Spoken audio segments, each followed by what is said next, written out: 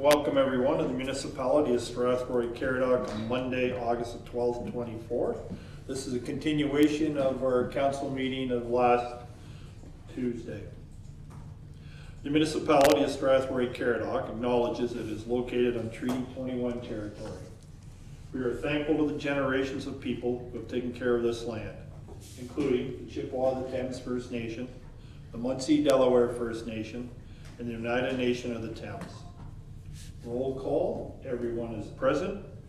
Someone to move a motion to approve the agenda. Councillor Brennan, second by Councillor Kennis. All in favor? Carried. Are there any declaration of pecuniary interest? Yep, Councillor Derbyshire. What do I have with the North Meadows thing for building? North Grove?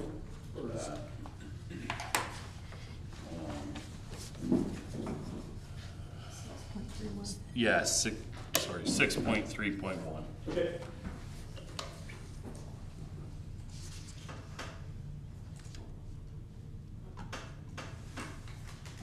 Okay, thank you for that. Approval of minutes. We have 4 minutes to approve: the July 8th regular council meeting, the July 15th regular council meeting, July 16th special council meeting, and the July 18th special council meeting. Motion to approve those minutes as they are. Councillor Kennis, seconded by Councillor Pammer. Are there any questions? Seeing none, all in favor? Carried. We have a number of communications in front of us. We have 9. Does anyone wish to speak to any of the communications? Councillor Brennan. I'd like to speak to 5.2. Okay. Deputy Mayor, sorry, Deputy Mayor. 5.1 and 5.3. Okay. Any others? Councillor Wilby. 5.4, just so we can. Okay. So let me just put that down. Any others? Councillor Derbyshire. Sorry, I just have a question. Yes, sir. When we approve these things, are we just approving that they're on the agenda? Or are we approving what the content? Just receiving for information. There's no approval. Okay, so when we say at the end, we receive the rest of them, Yeah, we that's just all. receive them to see them? That's it. Yep. They're there? Okay. So I'll have them say thank you for that. Well, that leads us motion to approve the remaining communications. Receive. Did I say approve? You did. Put that in my head. You shouldn't have done that. Well, I thought Someone we to called it bring a motion to receive. Deputy Mayor, second by Councillor Kaufman. All in favor? Carried. Councillor Brennan, 5.1. 5.2, I apologize. I think the Deputy Mayor said he wants to speak to 5.1 first. You want to- I'm 5.1 if that's where you want to start. Yeah, go there. Thank you. Thank you. I'll even use this for a change. So this is a letter in regards to the no parking signs on Riverview Drive. We spoke about this some time ago. And it's now come back to us because of this letter. I've had some communication with Mr. Tapone. Back on the 2nd of July is when I asked what led to these no parking signs going up, and was told that staff had done an assessment, had attended and done an assessment. Last Tuesday, there was a traffic counting device installed in this general area. Do we know if that had anything to do with the no parking signs, or was that installed on Riverview Drive for another purpose?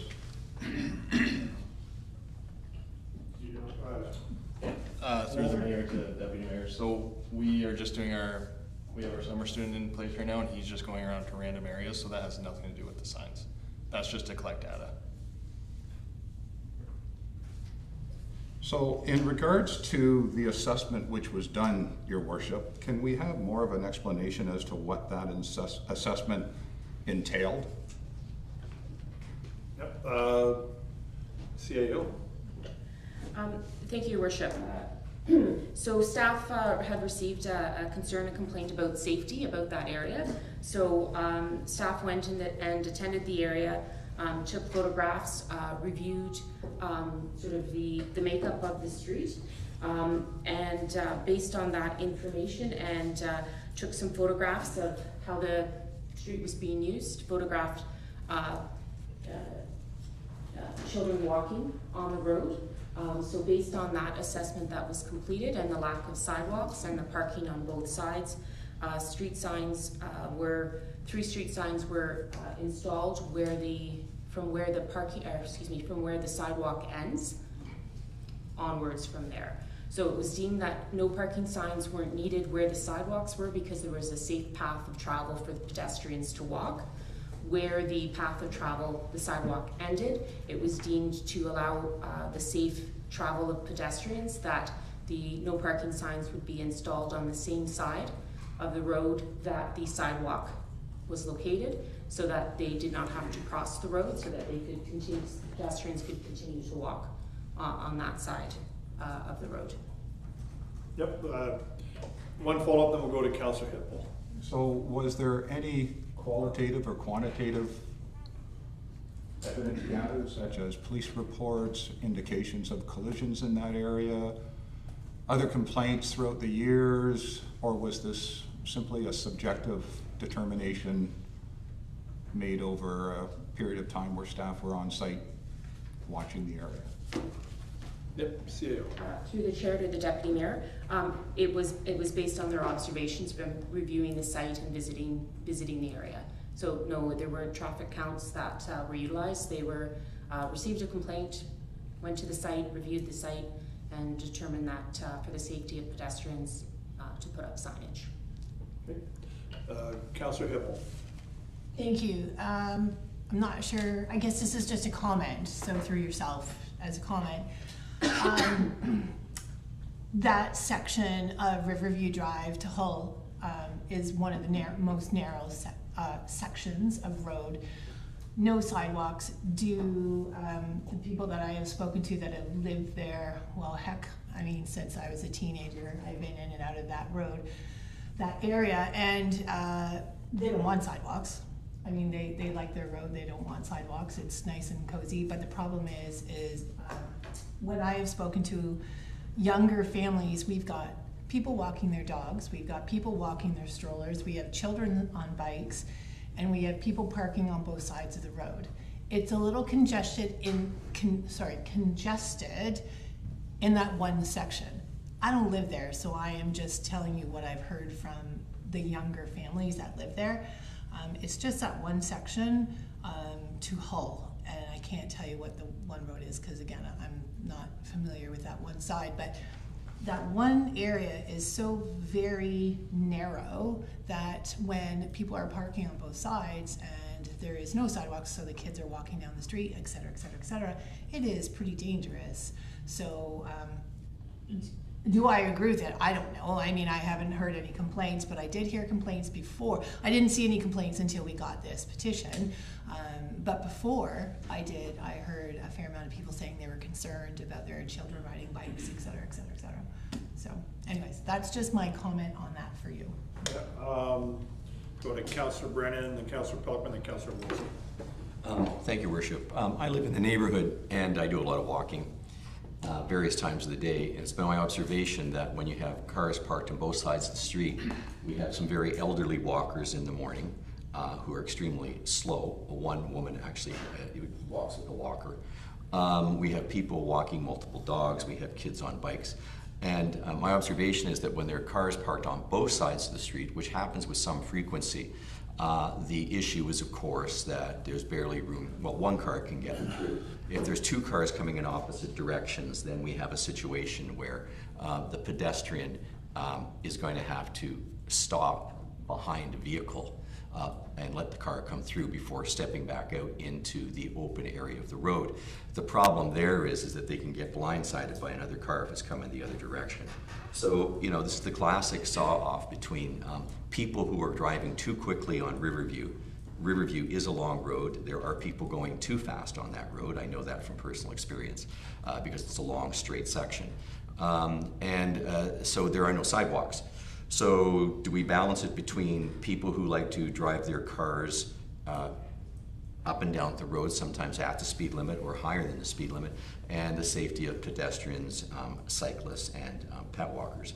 I myself would probably err on the side of safety until such time as we put sidewalks down there. I would say that having parking on one side of the street is probably prudent. Councillor Falkman, then Councillor Wilsey. Thank you, Your Worship. I know during the election, I had a couple of people tell me that they wanted sidewalks in that portion because there's also a school bus pickup somewhere in there, and that the kids just have nowhere to walk. So maybe the solution is a sidewalk, whether they want it or not. Yeah, it's going to be one or the other, probably. Councillor Wilsey. Just with this letter on, and I'm seeing some similarities here between this and the speed limit that we did on Century Road, where one group asked for it and we did it, and then we get a request saying they didn't want it. Like, we're not, it doesn't appear like we're doing any community consultation. I'd like to see more of that as we go forward, just to prevent somebody making a decision and then somebody come back against it. Also with this, are we setting a precedent that we're going to be putting no parking signs on every cul-de-sac where we shouldn't have cars parked on both sides of the road? That seems, if we're going to start litigating common sense, I think we're going to need a whole lot more staff, and people aren't going to be happy with the bill that comes with that. I'm really not in favor of litigating common sense. Any Deputy Mayor? So I appreciate the comments of all of my fellow councillors. My point is that I've received a call from the complainant in this matter that sent the letter in and saying why. And the reality is, other than a subjective quick assessment, there is no reason why. We have a traffic committee that was not used, didn't go to the traffic committee for some sort of a qualitative, quantitative analysis. Didn't come to council for our input or decision. We could have done it by way of motion, which seems, that's kind of where I thought it would sit. So that's where I'm at, is I don't know about the complaint. I can't speak to Mr. Topome on this matter with any facts to justify it. The other thing I would look at is, for council, what should our general policy be on roads that don't have sidewalks? Should we be limiting it to parking on one side and parking on the not on the other, sorry? Like, there's more to it than just somebody showing up, looking down the road and slapping up a few parking signs, because we can't justify that. As far as collisions and stuff, you know, I'm well aware of traffic patterns in this community, but again, we didn't even reach out to the police department to find out if there's ever been a collision in that area or concerns raised to the police, which generally I would think is where this would have went, is a policing matter. So we have nothing to base any of this on, and we have now a letter in front of us saying you can't support what it is that you've done, and he's asking to have it be removed.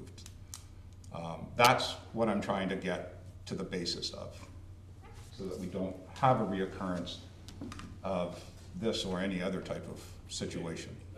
Councillor Pelkman, and then wrap this up. Yes, through the mayor to whoever can answer this. Did it not come to council? I thought we did pass a motion to put the parking on one side. CAO.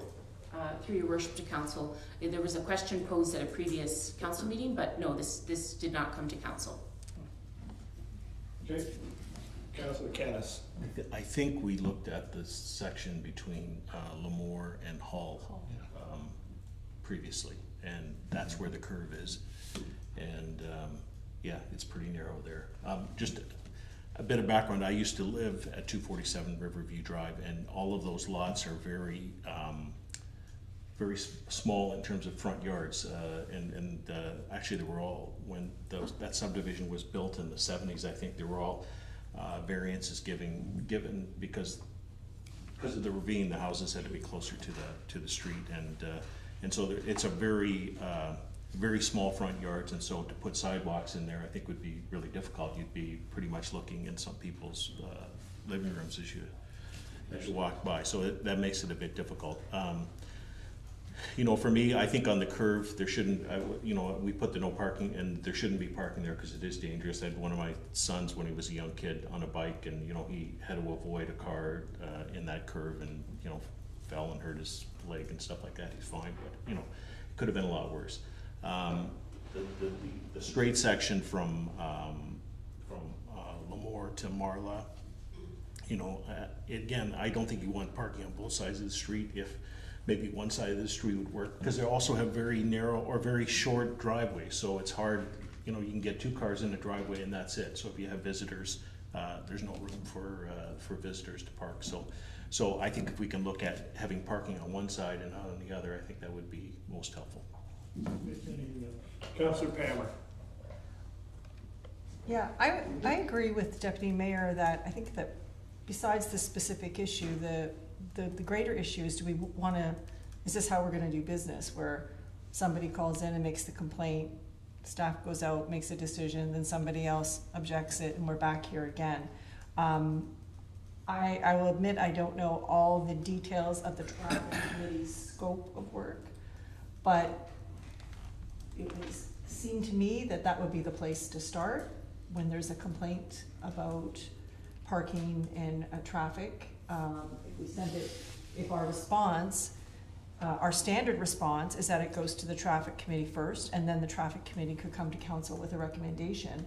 I think that gives us some backing, and we've consulted with an objective party, the committee being the committee, and can make some good decisions going forward. So maybe we need to make that a policy, perhaps going forward. And Councillor Hippel, then I might move down and make a motion, so. Yes, I, just again, as a comment through yourself, I agree. I think the process,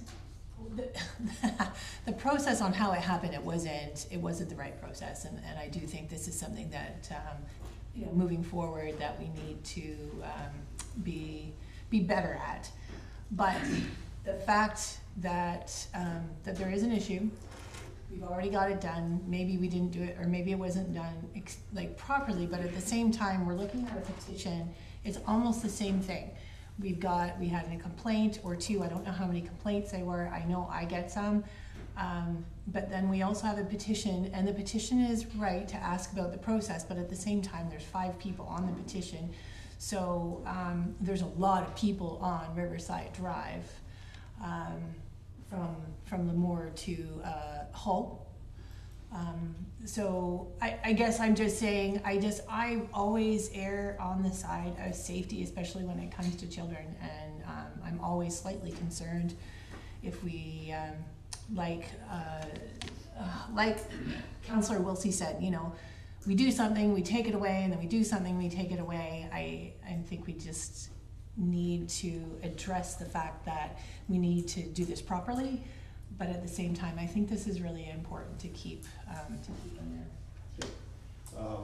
Deputy Mayor, do you mind sitting here for a minute?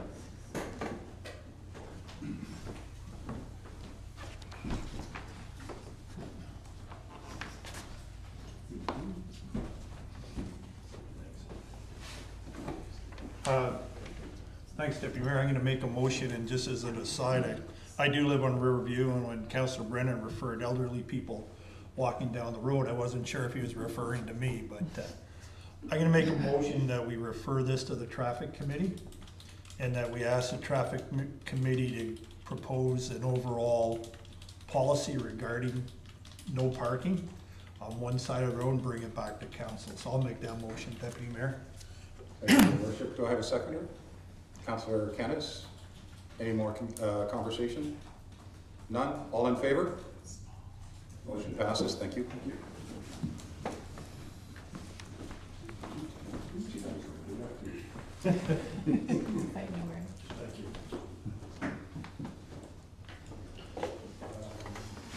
5.2, Canada Day celebration. Councillor Brennan.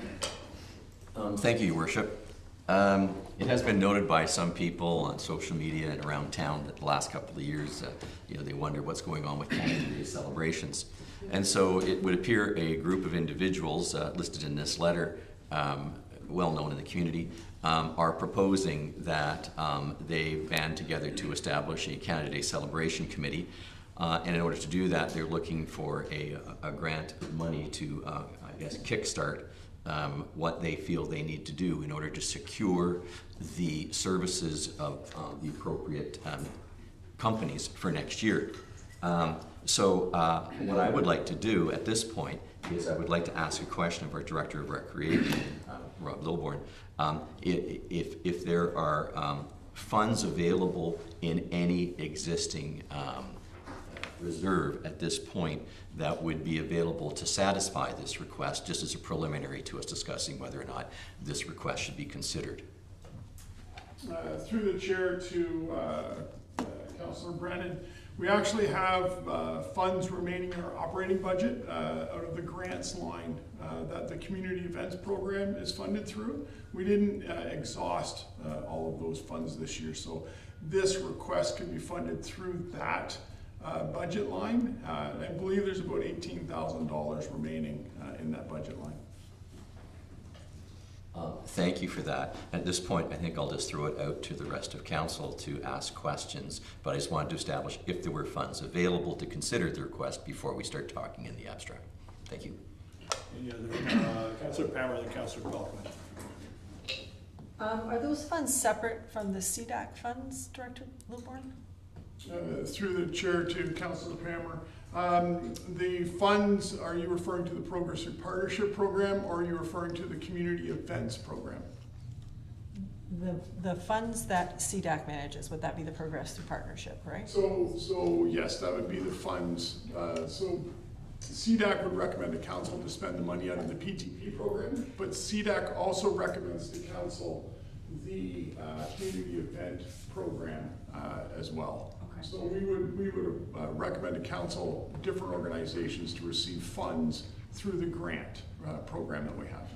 And I guess I would like to see it, my thought would be that it comes through the CDAC committee, so that, because other groups apply for funding for events, and we have a process, we have an application process, a vetting process, and a reporting back, et cetera, in place, and it would kind of feels like they're jumping the queue if they don't also go through that process. So I'm not opposed to it. I think I would personally prefer it to go through CDAC. Councillor Pelkman. Yes, thank you, Mr. Mayor. So I did run the Strathroy fireworks for about 5 years. And at the time we had a Strathroy-Caradoc firefighter volunteer who had their license to set off the fireworks. That is no longer in existence, so a key priority for them is to actually secure somebody who can let the fireworks off. And while I agree with Councillor Palmer that a proper application needs to be made, I am definitely in favor of approving those funds through this year's budget, because if we wait until next year's budget, it'll be too late for them to secure the personnel and the fireworks for Canada Day. And when we did the cultural master plan back in 2003, the #1 attended event in the community was the Santa Claus Parade. #2 was the Strathroy Canada Day fireworks. So it is a big event and proper preparation, and they need to have the security that they're gonna have the funds to be able to pull it off. Councillor Wilsey, then Councillor Heppel. I guess the question I think we're gonna need to know on this is what the total cost of the event's going to be, because with the community improvement program, with the process we have in place, we can't fund more than 25% of an event. We also need to know how the funds were spent the previous year and have some record of their previous things going forward. If we're not going to do that, we're just going to give them $9,000.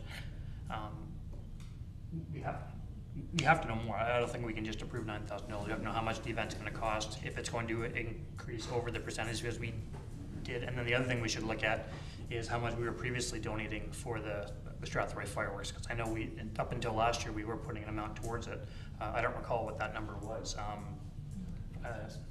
5,000. 5,000. If we're going to exceed that, we'd have to discuss that too. Okay, just before we go, because the Council, Yeah. Director Lilborn, you were waving at me. Through the chair to council. The reason this request has not come through the community events program is because for them to be able to be eligible through the community events program for 2024, they would have to have submitted the request by October 31st of the previous year. So this program, the community events program, is technically closed for 2024. What this group is asking is they haven't had an opportunity to start fundraising. So they're looking for seed money so they can hold the date with a licensed fireworks distributor who will be able to set up the fireworks. That will help them kick their program. They will be able to start then fundraising. And then in 2025, they may have a request that would come through the community events program at that time. I do know that they're in the process of setting up a non-profit corporation. So they'll become a bona fide not-for-profit organization. I do know that they're estimating their budget amount of, I believe it was $80,000 for the event. Which is a decent expectation considering when you look at fireworks displays, you're anywhere between $1,000 to $1,500 per minute. So if they're going to run a 15-minute show or a 20-minute show, and then they've got all of the other added expenses associated, depending on what other activities, if it's entertainment, and so on. So we're looking for the funds now to be more of a seed money to get going. And then I would anticipate that they would be looking for additional funds in 2025. To what value, I don't know. One of the organizers is here and may be able to answer questions to that nature if council would like it. We'll let Councillor Hippel ask her question, Director. You need to call on. Oh, no, I was just actually, Director Lilborn answered all three of my questions, so that's fantastic, thank you. Any other comments, questions from members of council? Deputy Mayor. Thank you, Your Worship.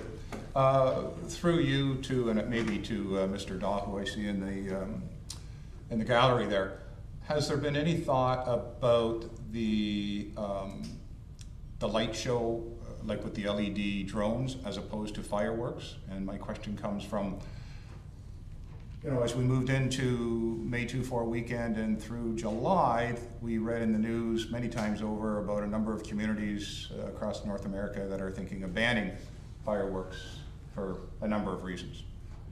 So we may put $9,000 into a pot for fireworks and end up with a whole bunch of people saying we don't want fireworks for all of the same reasons as we're reading on the news. So has there been any consideration or thought to doing a more modern drone type light show as opposed to quote unquote the fireworks show? Okay.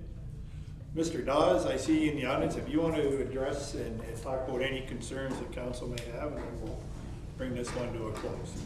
Thank you. You don't even need to press that, you just speak into the mic. Oh, okay. Thanks for the opportunity to present to you today. There's lots of people watching tonight. I'm sure there are thousands, and I'm hoping not to let go of our secrets that we're trying to hold as a committee. But let me say that, Deputy Mayor, your question has been discussed with much vigor at our committee meetings. So at this point, because we have no money to confirm somebody to help with the show, we can't confirm what kind of show we're going to do. But it's one of these catch-22 who get like 5 things that all have to happen first. We've got BHB is working on our nonprofit. Mello is working on the accounting. We've had proposals from a number of different companies, but the issue is Canada Day, even the Sunday before, are high demand days. And so we have to work now to get the date. So they're gonna commit. Thank you. Councillor Pelkman. I would be prepared to make the motion that we agree to provide them with $9,000 as the request is through the community events program in the 2024 budget, with the understanding that future applications will have to go through the normal process with the same kind of justifications that are provided in the application.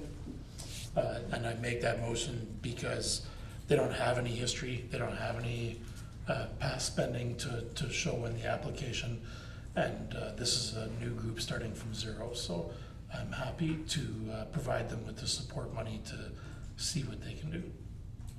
Do you have a second for your motion, Councillor Brennan? Any further discussion? Councillor Derbyshire. Okay, so just hypothetically, let's say this doesn't come to light at all. Do we get our 9,000 back? Or is that gone to somebody that we've tried to secure for what might be a fireworks show or a light show or something else? We haven't really been presented with a plan other than we want to do this.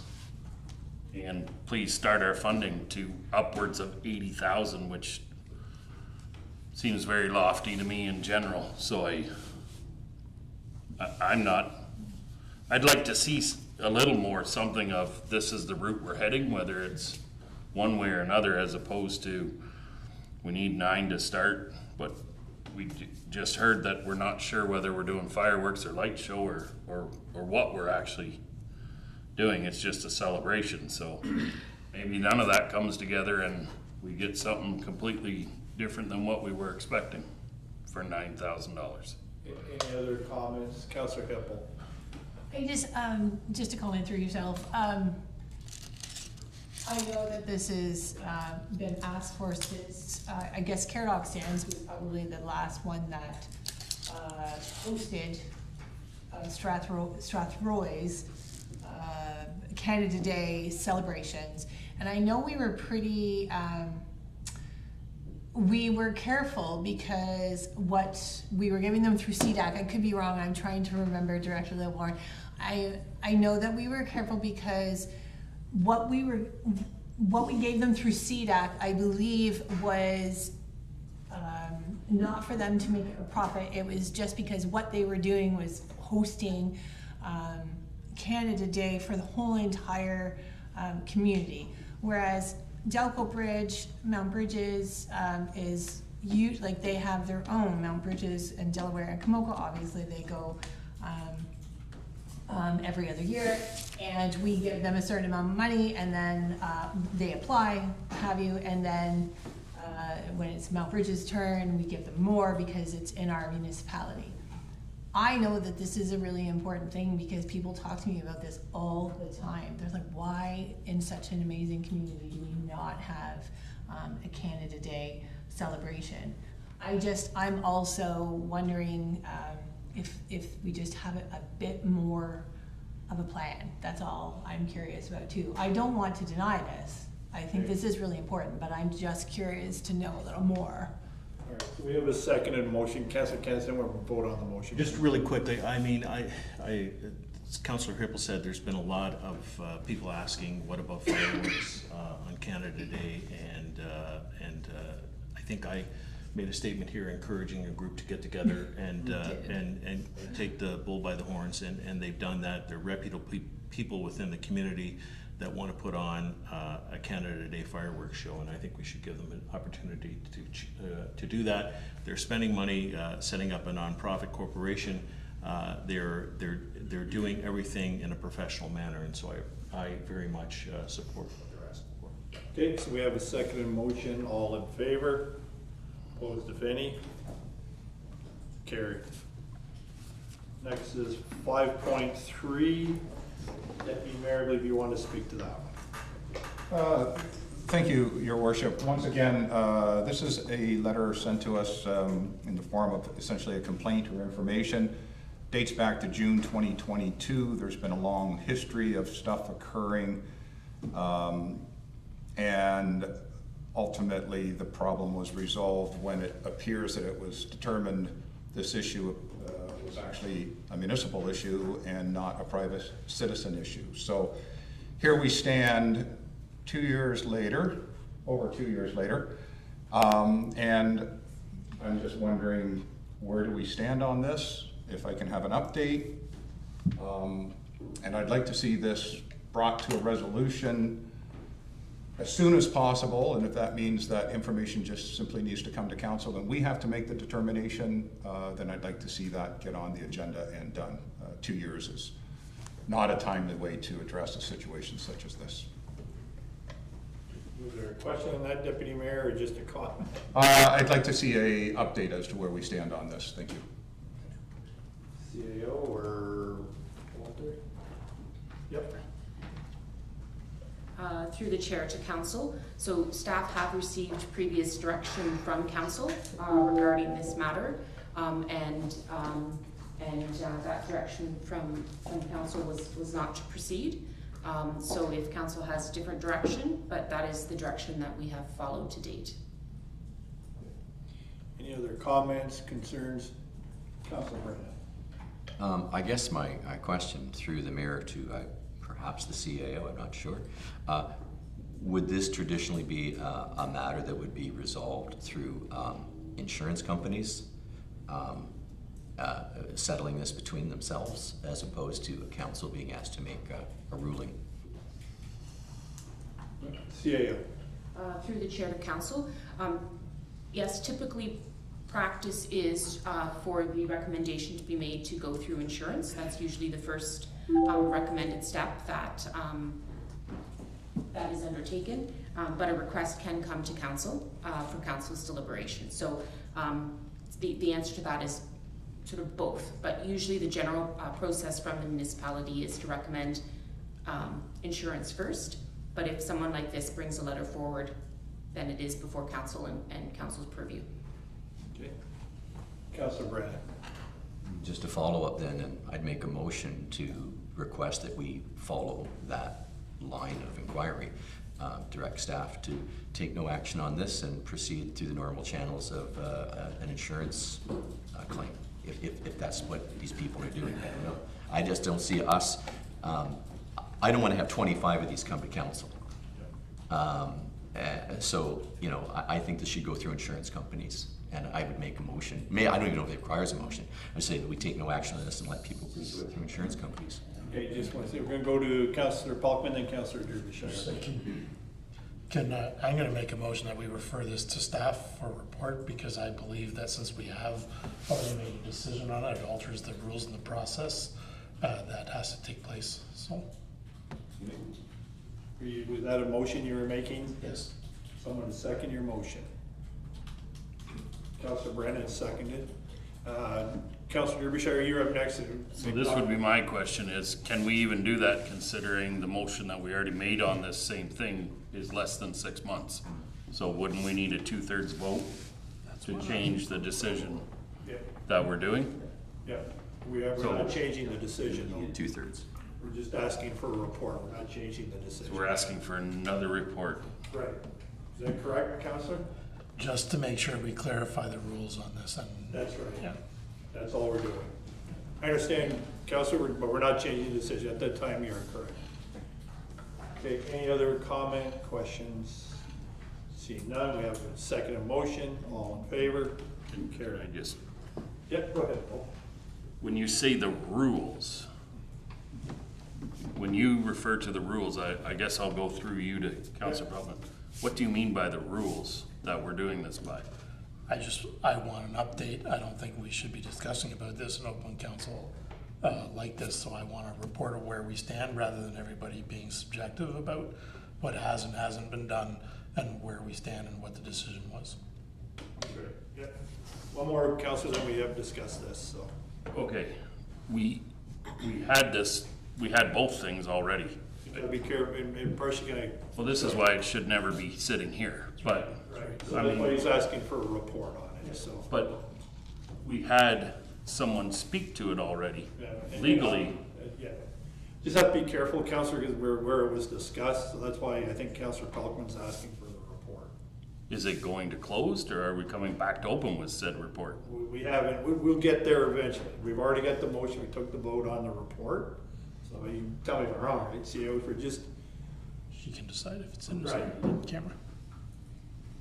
Through your worship to council, so there are certain exceptions of what can and cannot go in closed. So, depending on the content of the report, will determine if it qualifies under, the act to be enclosed or open. Okay. All right, so, It's just, we received 2 reports. Yeah. Less than 6 months ago, we received 2 reports. So, you know, we're gonna move on from this one, Counselor, we already voted on it, and we can. But Yeah, but we already took the vote. right? don't we need 2/3 though to change what we're doing? We haven't changed anything. Change the decision. We haven't changed the decision. We didn't make a decision, we just asked for a report. We didn't reverse the decision that council had previously made. So then, Yeah. what are we asking for a report then on, Yeah, we did. to change? We just asked for a report. Status. Counselor Wilsey, you want to talk about 5.4? Just for a question, and maybe the CAO can have this because Director of Planning's not here tonight.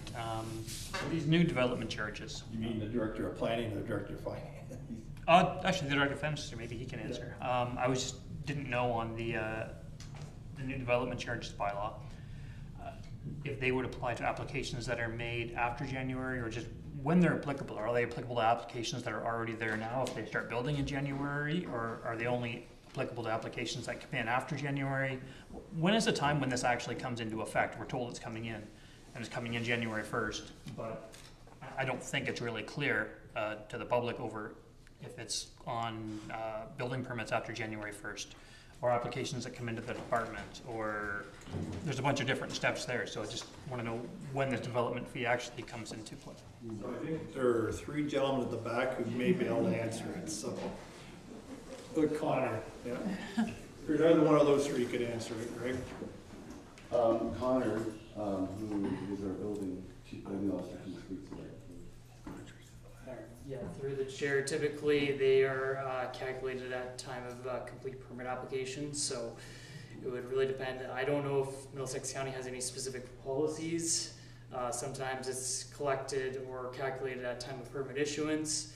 So typically if you've got your building permit before January, then you're not going to be subject to those rates.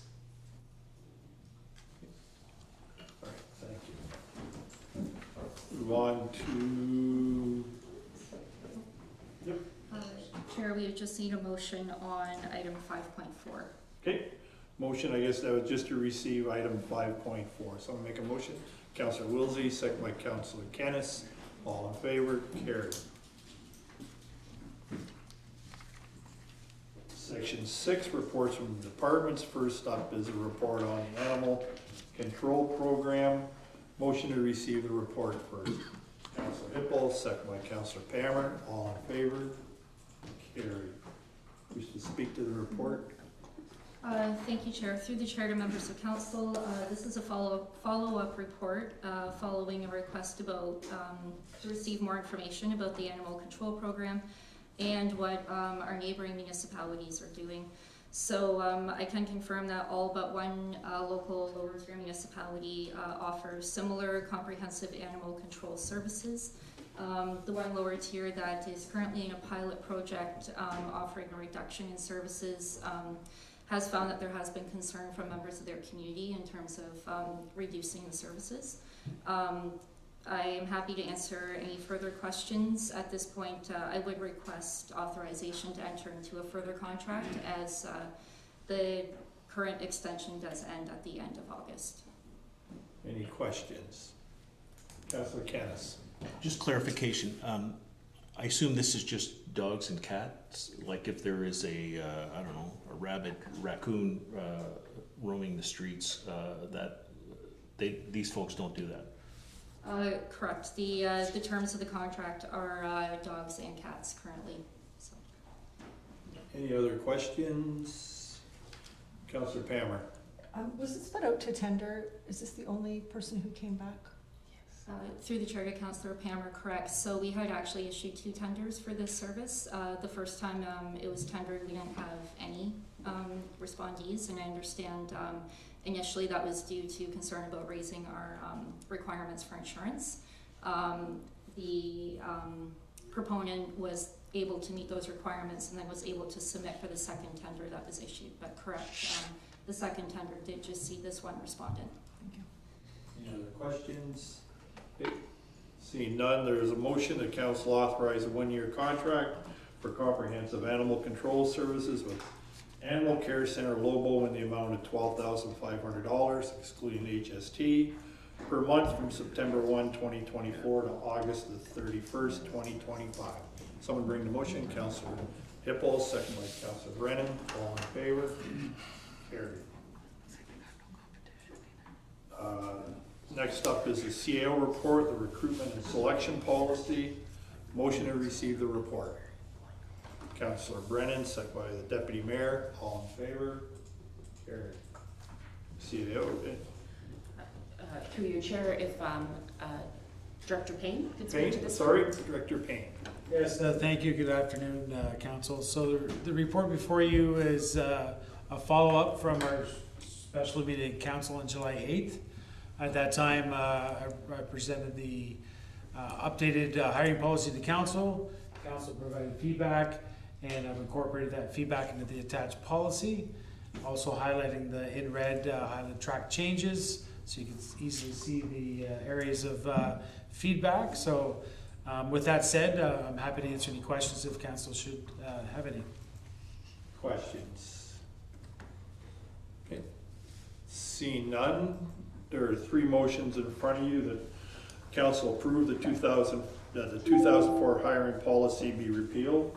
The council adopt the new recruitment and selection policy for the municipality as outlined, and the bylaw 7824 be forwarded to the consideration of bylaws section of the agenda for approval. Someone bring a motion. Councillor Kennis, second by Councillor Pelkman. All in favor? Opposed, if any? Carried. The economic development report, will receive it first, and then Heather will speak to it. Someone bring a motion to receive the report. Councillor Pelkman, second by Councillor Hippel. All in favor? Carried. Thank you, Your Worship, and good evening, Council. It's my pleasure to provide you with an overview of activities that have been undertaken by the Municipality of Strathroy-Caradoc's Economic Development Department over the past several months. As you know, I joined the municipal team the last week of December 2022, filling a vacancy that had been open for some time. From an economic development perspective, what I saw when considering this position was opportunity and potential for the community. While it is challenging times, it's also exciting times for economic development. My approach has been trying to establish as many points of contact as possible to ensure that the community knows there is a point of contact within the municipality to assist with their businesses. Being new to this area, it has been a monumental task, but good progress has been made. I would like to thank the members of council who have provided me with many contacts during this time. Business retention and expansion has been and will always be the central point of local economic development. It is pivotal to creating an ideal environment for continued investment in the community. This means having an open dialogue with existing business and addressing concerns when they arise. It means having that person at Town Hall that business and potential investors can find on our website, and it means getting a timely response. Recognizing that economic development is a department of one, I make connecting with businesses my top priority. As detailed in the written report provided this evening, a business visitation program has enabled us to gather some tombstone data from companies concerning workforce, infrastructure, transportation, expansion plans, and other issues specific to business. Thank you to the mayor, who has accompanied me several times to visit some of our major employers, which again demonstrates commitment by the community to support our local economies. Through these visits, we understand there is an overall need for skilled trades, transportation for workers, and affordable housing for their staff. Between 70 to 80% of all new investment comes from expansion from within, so it is important to keep this program running at all times. We have several industries that have made a commitment to expand within our municipal boundaries, which indicates success for Strathroy-Caradoc. The growth phase of a company is when a community is at risk to losing them to a competing community, and competition is very strong.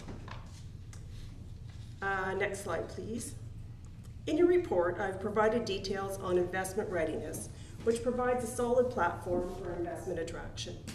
Strathroy-Caradoc has been fortunate over the past year to enjoy strong land sales in Molnar Industrial Park.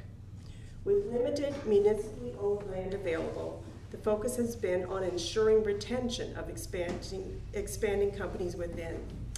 As you know, Middlesex County has been the driver of international investment attraction for years and participated in many shows and lead generation activities globally throughout the year. This requires a lot of investment by the county, who partner with sector and regional groups to represent all of the lower tier municipalities. Leads are shared if it is determined that the investment is suitable for a particular location. There are opportunities for our municipality to participate in some of these activities and to work with surrounding communities outside of the county. An example of this may be to work with communities along Highway 402 to create an alliance for some high-level marketing. I would like this to be part of the marketing plan moving forward for this perspective of investment attraction. Funding was secured by Strathroy-Caradoc to support a target sector investment study that is underway and reviews our current target sectors and trends in manufacturing. This exercise also includes the creation of marketing tools specific to the outcome of the study and a virtual lead generation exercise that will be a pilot for this community to see if this type of investment attraction is effective. It eliminates the travel at the first phase of working on an inquiry and allows the community to get to the next stage before travel may be required. International investment can be a very long process, sometimes years before results are seen, so a long-term commitment by the community is needed prior to initiating a program. It also means having opportunities within the community to present to potential investors. Next slide, please. This is the fun stuff. Marketing a community can look like many things. The way communities market range from ads in trade or specific site selection magazines, billboards, television ads, and these types of promotion are difficult to measure in who looks at them unless they are directly referenced, and even how effective they are. Electronic marketing has added another dimension that is budget-friendly and comes with analytics. The growing Strathroy-Caradoc campaign initially started out as a series of 3 podcasts that focused on manufacturing, small business, and quality of life. The program has been expanded to this year, the 2nd year of podcasts, that will focus on community safety, community health, and agribusiness. Podcasts continue to gain in popularity, and stats from our first series ranked as top performers upon their release. Release for this year's series is scheduled for late August. In addition to the podcast, we've started to feature local businesses through social media in our video short series. We started that in June of this year, and we've done 3 to date and have an additional 8 scheduled for filming in August through October. As each video short releases, we receive more and more requests. It was our goal to have 1 per month, and we will easily exceed that this year. The video shorts are produced by Economic Development and Communications in-house, so there is no budget burden to conduct this program, and the view numbers have been extraordinary. There are some live links on the slide presentation that was included in your council package for you to click on and to hear, and to see a couple of podcasts and a video short. I won't take time to do that this evening, but I do encourage you to look at those. Like most communities, we have a community profile that showcases municipal attributes and demographics that is part of any site selection process. Ours has been created in-house as well, that allows for updating when new data becomes available or there is a significant change in the community. It's available online and hard copy. And our website, the Invest Strathroy-Caradoc site, has been created to showcase available commercial and industrial property listings. That is linked directly to the London St. Thomas Real Estate Association.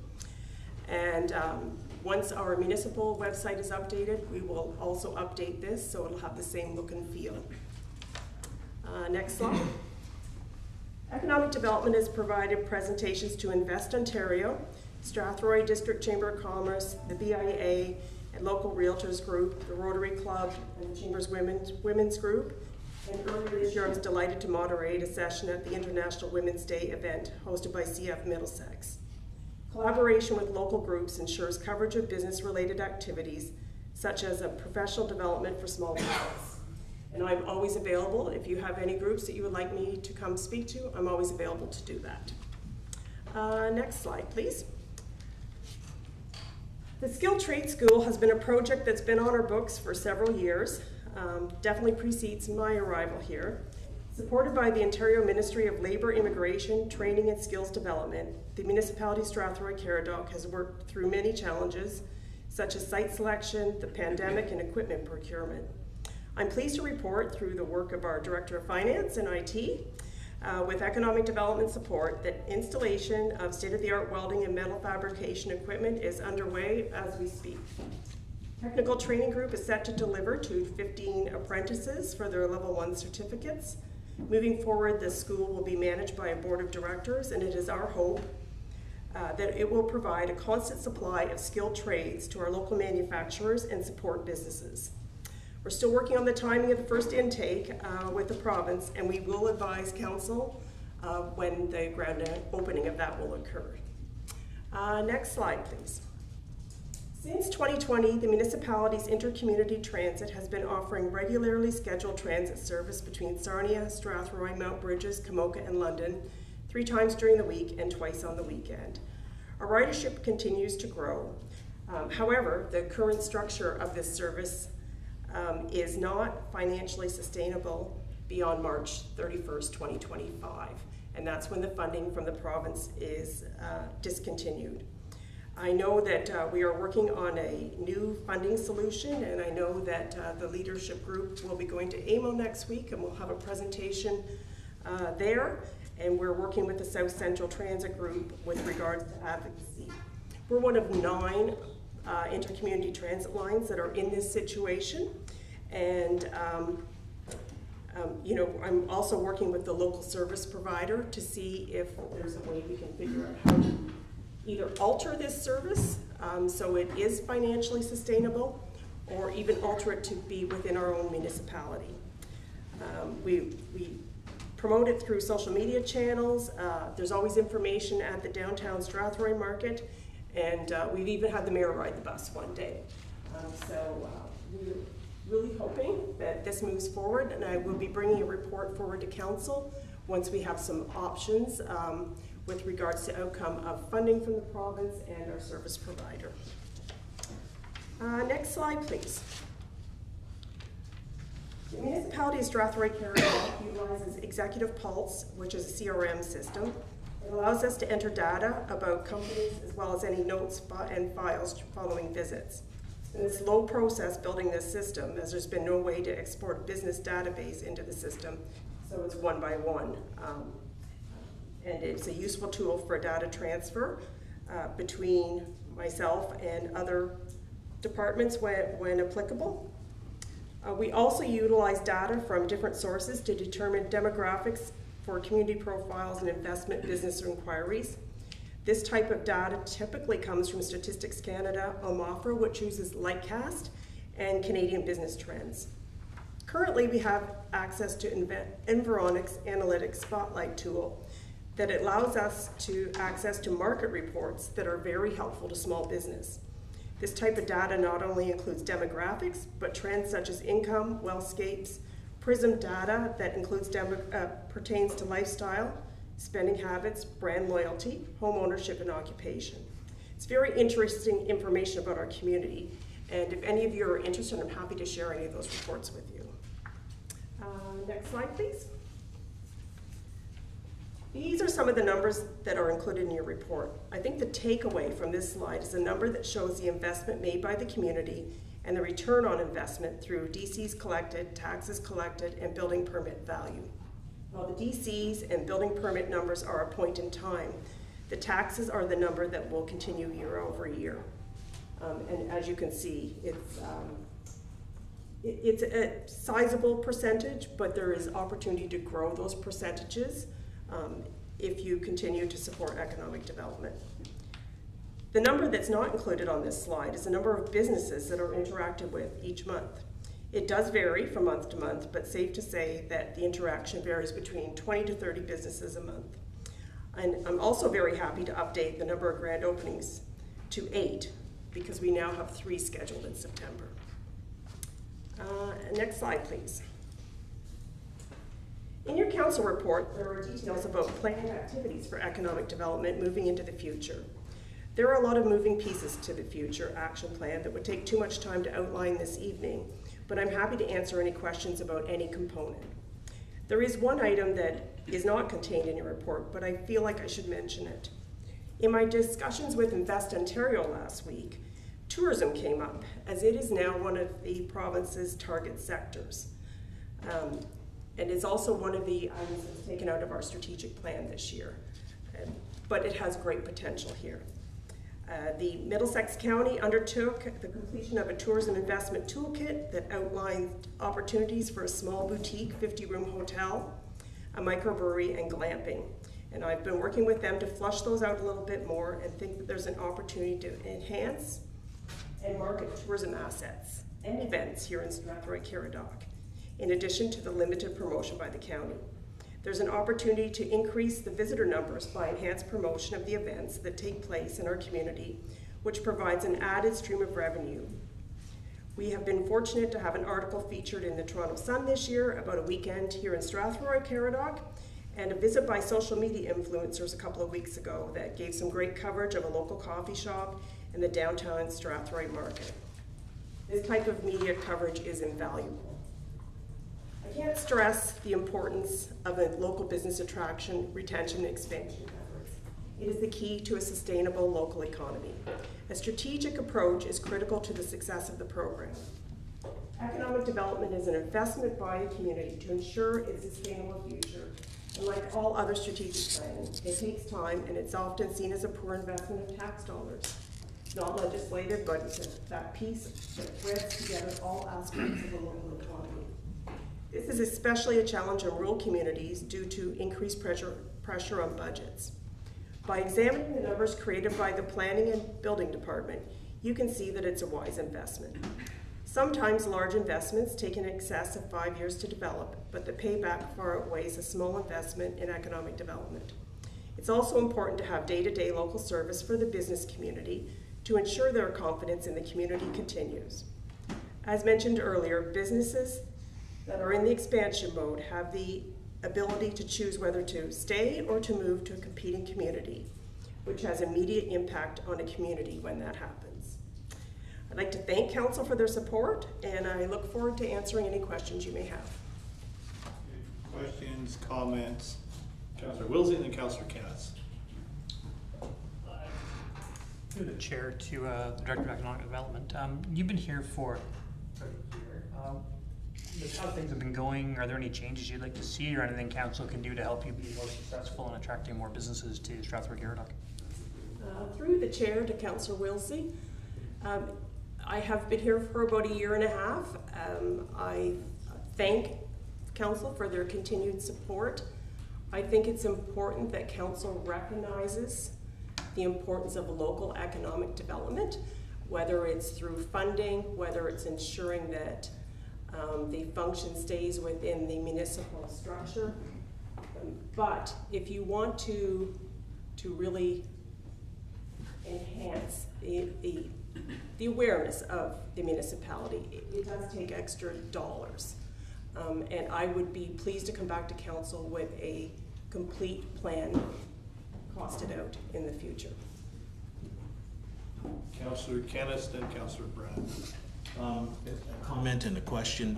First comment, I think it's a great report with a lot of great information, and I think often we forget, because a lot of this growth and development is happening in low traffic areas, so a lot of people in the community don't see the amount of building permit dollars that have been issued particularly in the area around the 402 in the northern part of the community.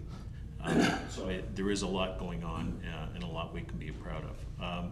A question on the number slide. There's a number for the industrial taxes collected and the commercial taxes collected, and both of those numbers have 4% in brackets underneath, and I wonder what the 4% means, because if it's 4% of the same number, it can't, yeah, anyway. So, through the chair to Councillor Kennis, that 4% is the percentage against the total number of taxes collected. So, as you know, the industrial commercial mill rates are much higher. It's ideal to get those numbers raised up through additional investment in the community. Okay. Just to follow up on that, the 973,755 is 4%, and the 1,884,000 is 4%. So if it's of the number is twice as big and it's still 4%. So if it's of the same target, I just want for people to see this, they get the right idea what. So is it, maybe it's 8% the industrial as a percentage of the total taxes or whatever, but I'll let you explain. Through the chair to Councillor Kennis, I'm going to defer that question to the author of those numbers for the final report. The tax rate, yes, the tax rate or the building permit cost. It's the taxes collected. We can confirm that. We can confirm the numbers, Yes. yep. I'm gonna go ahead, we're gonna go to Councillor Brennan. I can answer this because it's actually correct on the written report. It's just a typo on the one, the commercial taxes is 9% and the industrial is 4%. It's just a typo on the slide. Okay. Councillor Brennan. Thank you, Your Worship. A great report. Love to see economic development. Boosterism is what they used to call it back in the 19th century. And towns were always boosting themselves to try and attract economic development. And I think people are willing to invest in communities that invest in themselves. And at the risk of stealing the thunder of the Deputy Mayor, who happens to be the chair of the Strathroy-Middlesex General Hospital Foundation, there have been recent announcements made on social media and in the press about multi-million-dollar donations that are coming through to fund the MRI and the MRI suite, I believe, if I'm not mistaken. Those came out recently. And you know, a community that invests in itself, I think, is very attractive to investors. And we know that hospitals, for their equipment, have to rely on community donations. I'm just wondering through the mayor to yourself, if you have partnered with the SMGH Foundation on these numbers, and if that is part of your reach out to investors to show the extent to which our community is willing to invest in our hospital, bring it up to state of the art on items, big ticket items like MRIs, MRI suites, and ultimately perhaps total renovation of whole sections of the hospital. I'm just wondering if you're working, I see you're working with MHA, but I'm wondering if you're working with MS, Strathroy-Middlesex General Hospital Foundation. That's through the chair to you. Through the chair to Councillor Brennan, yes, I have met with the executive director with the Hospital Foundation as part of my outreach when I first arrived. I understand she's announced her retirement, so when the successor is announced, I will reach out to them. I certainly use the hospital as one of those quality of life examples. And when you listen to Julie McBrien on our community health podcast, you'll understand the partnership. We have met with them as well.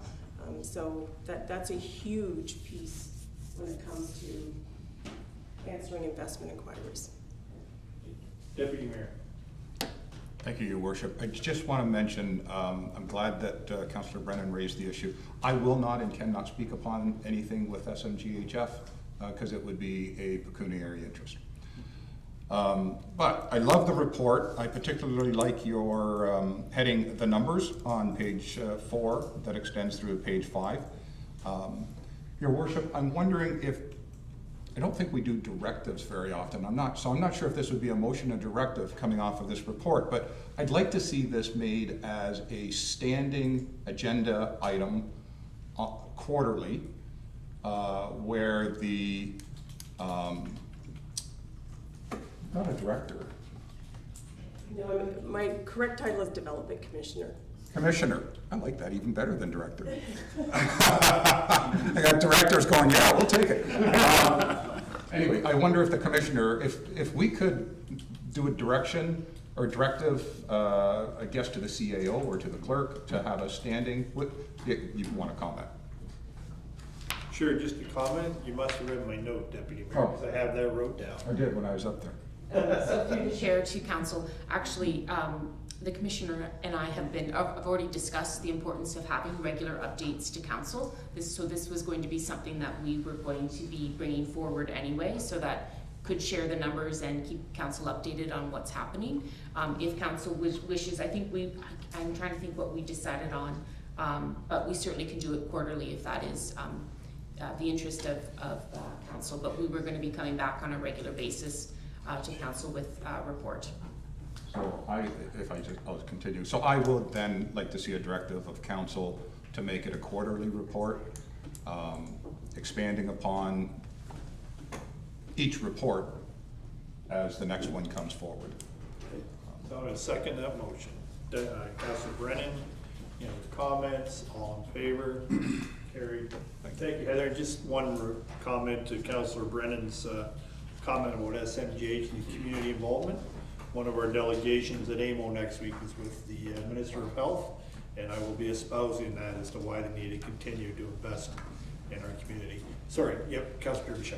Sorry, maybe I missed the boat here. I just wanted to ask a quick question. So she's not a director, she's a commissioner. So does that put her with senior staff in those meetings, or is she kind of on her own? Yep, sorry. Through the chair to Councillor Derbyshire. So it is at the senior leadership table group. So the senior leadership team meets monthly, but Heather and I meet weekly. We have a weekly schedule set up. So while she doesn't sit at the director table, she is at the senior leadership table, which includes the managers. Okay. Any other questions? Okay, thank you for that. Next is building and planning. We have an application for draft of subdivision, North Grove Meadows. Motion to receive the report. Councilor Brennan, second by Councilor Hippel. All in favor? Carried. See when you're done there, Bo. Wish to speak to this, Tim?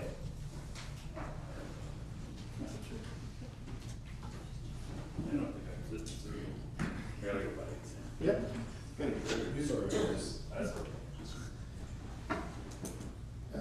Thank you, Mr. Mayor, members of council.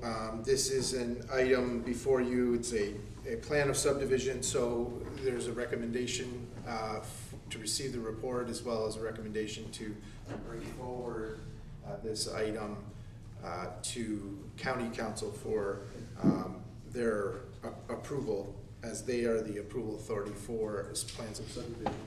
Just as a very quick background, the location of this property is in northern part of Strathroy, North Meadows secondary plan area. It's at this the intersection of 2nd Street and Adair, so just near the Gemini Sports Complex, just to give an idea, just the south of there. So this is an application that did have a public meeting back in April, and since that time, some additional reports were provided, some additional information was provided to address some of the comments that were received through the circulations.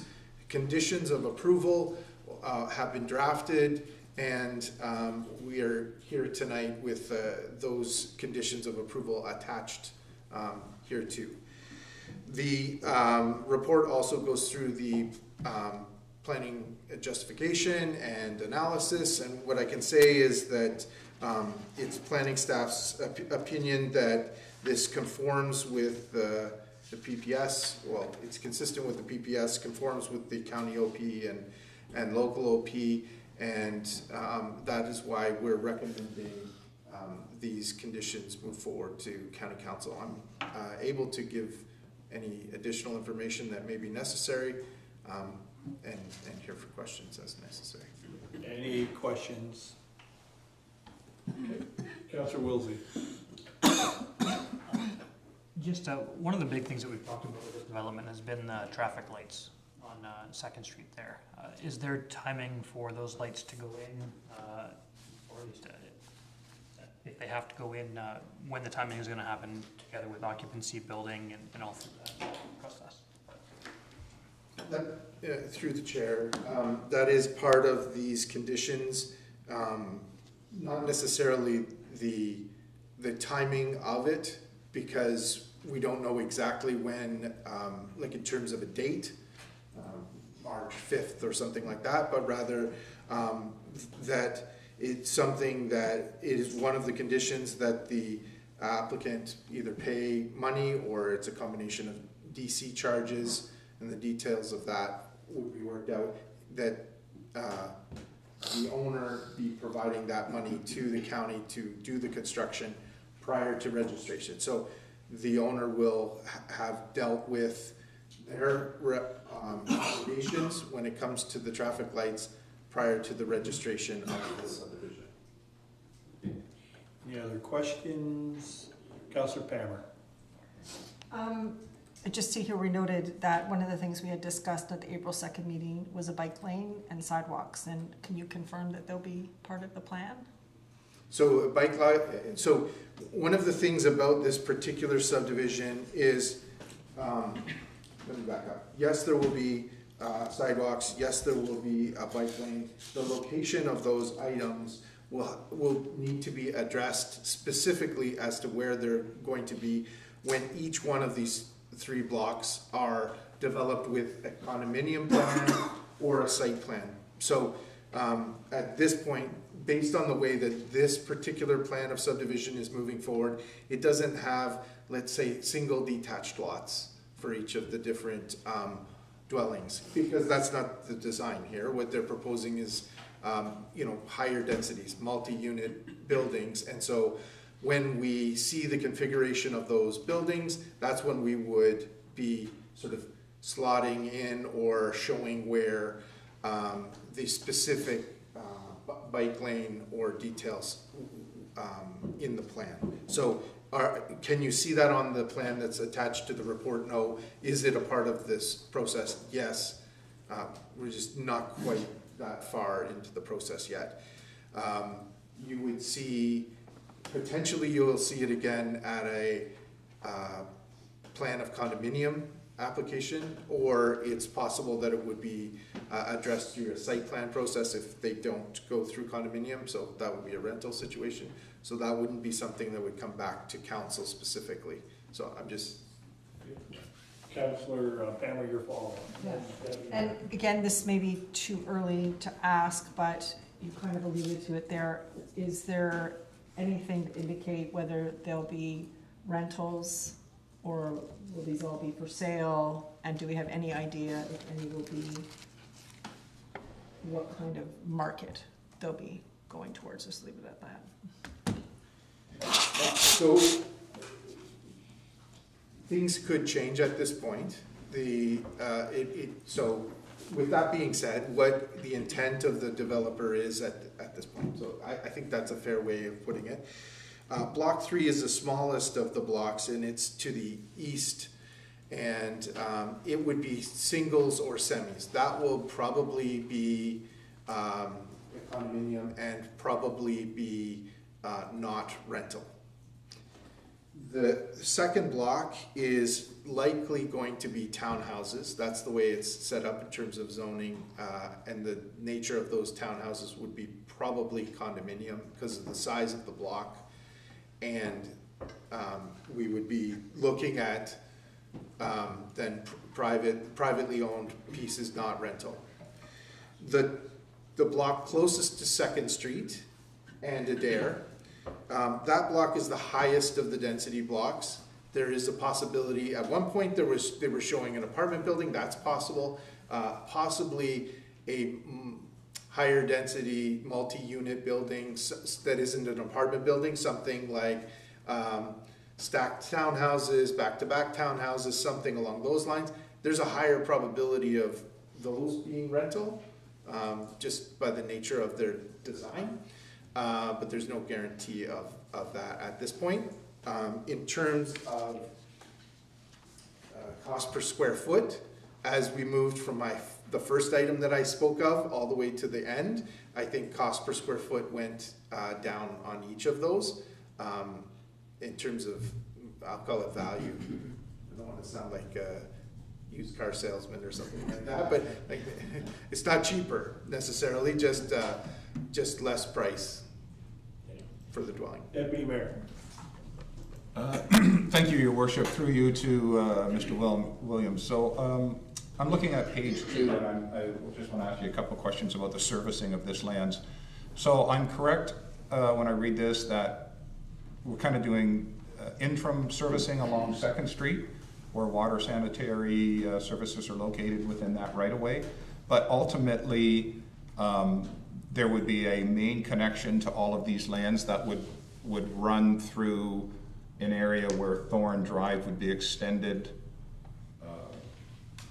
through, I think there's a drainage area through there, so it would extend through that drainage area or lowlands and come further to the east and connect up with Adair as it develops to the south. Am I correct on that?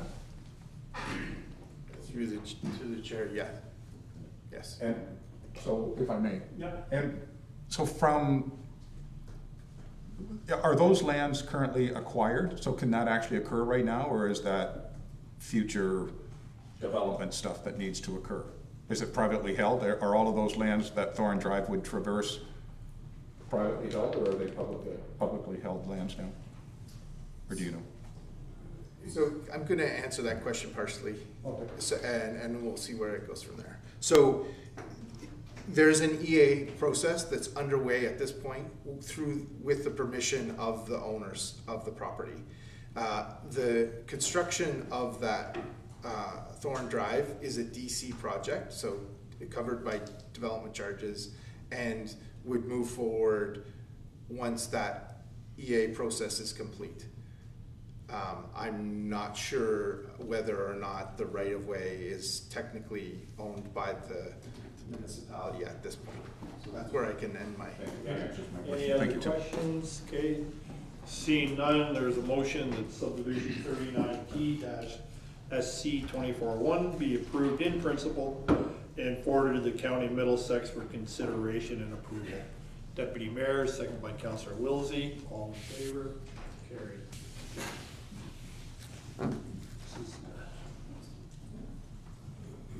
Come on back to us there, Councillor.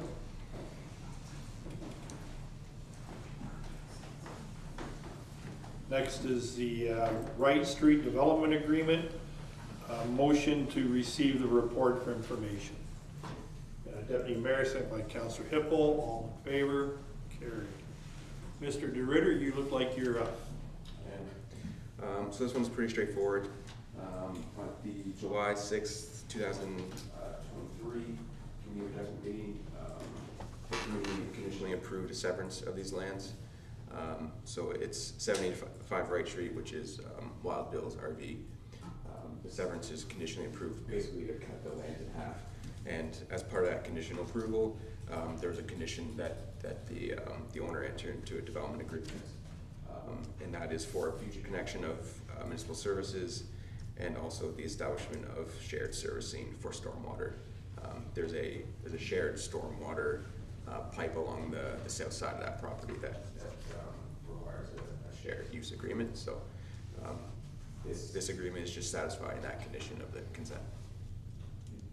Any questions? Deputy Mayor.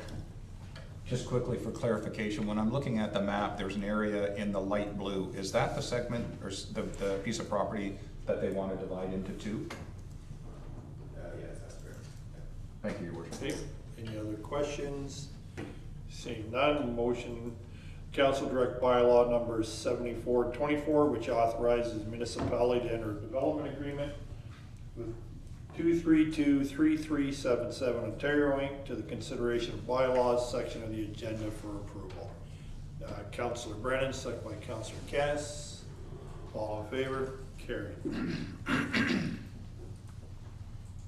Development charge interest rate policy. Motion to receive the report. Councillor Pelkman, second by Councillor Cass. All in favor? Carried. Welcome, Connor. You're up now. Good evening, Your Worship and Council. We're just seeking direction from Council as to whether to implement a development charge interest rate policy. There's two different times where development charges could be subject to interest rates. The first of which is rental housing or institutional development. These types of developments are unique in that the development charges aren't collectible until time of occupancy, and then they're paid in 6 equal installments after that annually. So there can be a significant delay in when these are collected versus where they were previously collected. They typically were collected at time of permit issuance. Now it's not until time of occupancy, which could be a significant delay. You could see some of the rental housing developments take 1 to 2 years, depending on the complexity of the building, to be completed. And the remainder of the development charges won't be actually collected for the 5 years after that.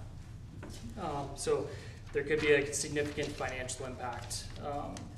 The other scenario in which development charges could be subject to lock-in rate or to interest rates is the lock-in rates. So this is developments that are subject to DC lock-ins. So if there's a site plan application or a rezoning application, the development charges are determined at time of complete planning application, and that's locked in for 18 months past the approval date of the planning application. So depending on how long that time period is between the complete application and when it's approved, there could be, again, another significant gap there that has a financial impact. The current Bank of Canada interest rate is actually 6.7%. The report says 6.95%, but that was actually recently reduced. So the applicable DC rate would actually be 7.7% for this policy. Collecting interest rates on these development charges helps kind of protect us against lost revenue because of these either DC deferrals or from the lock-in rates. It would help increase our development charge reserves. And it also could push developers to move forward on projects quicker. We have situations potentially where there's a site plan application, but there's not really an incentive for the developer to sign the agreement to then start constructing. If you start accruing interest on the development charges, there is some sort of financial incentive to start construction. There could be some scenarios where you have a higher lock-in rate because of the interest rate being applied to it, which is compounding interest. If we say have a situation where an application is made and it's subject to that interest rate, it could be higher than the applicable rate, depending on whether we have indexing increase, new bylaws, and also what that interest rate is. If you have a high interest rate and low inflation with the construction price index, we're not going to be indexing our development charges as much or as high as the interest rates are. So that's another thing to take into consideration. It's, again, difficult to determine what kind of financial impact this would have because there's so many variables and it just depends on the application. Another thing that could be considered by council is applying interest rates to the lock-in rate development charges, but not to rental housing or institutional development charges. Thank you. Any questions? Councillor Kennis. Just a comment, I think we looked at something similar to this a few years back, and I fully support something like this because I think it levels the playing field and yeah, we get paid for our cost of holding the money basically for financing those development charges in advance, so fully in favor. Okay. Any other questions? Councillor Wilsey? I also have a bit of a different view. I'm all for collecting more money, but I also know that the developers talk about how high our development charges are. They're going to be going up shortly with the Middlesex County development charges. As we keep going up and adding like 7 or 8% interest, maybe this makes the project non-viable and it just ends up not being built. This is a pretty decent expense, I think, for the development charges, and especially when we're comparing with neighbors and we're trying to compete for business. We just had economic development come up and say how well we're doing with competing for business. Do we want to add a 7 or 8% essentially new tax to all our development charges for that here? Any other questions? Well, Deputy Mayor, then Councillor Pelkman. Thank you, Your Worship. Through you to Connor speaking, sorry. I had to look at who was talking. I was reading the report while you were speaking. Do we have any idea about what our region is doing? London, St. Thomas, Elmer, that type of stuff. Through the chair to the deputy mayor. Yes, this policy is consistent, at least in Middlesex County from what we found. It just varies region to region, but for the most part, that it's pretty consistent. Most municipalities have a policy such as this. So that's a policy where they're using the interest rate, what's the termination you use here? Yeah, as opposed to a locked-in rate. Yeah. So an interest rate applied. Thank you. Councillor Pelkman.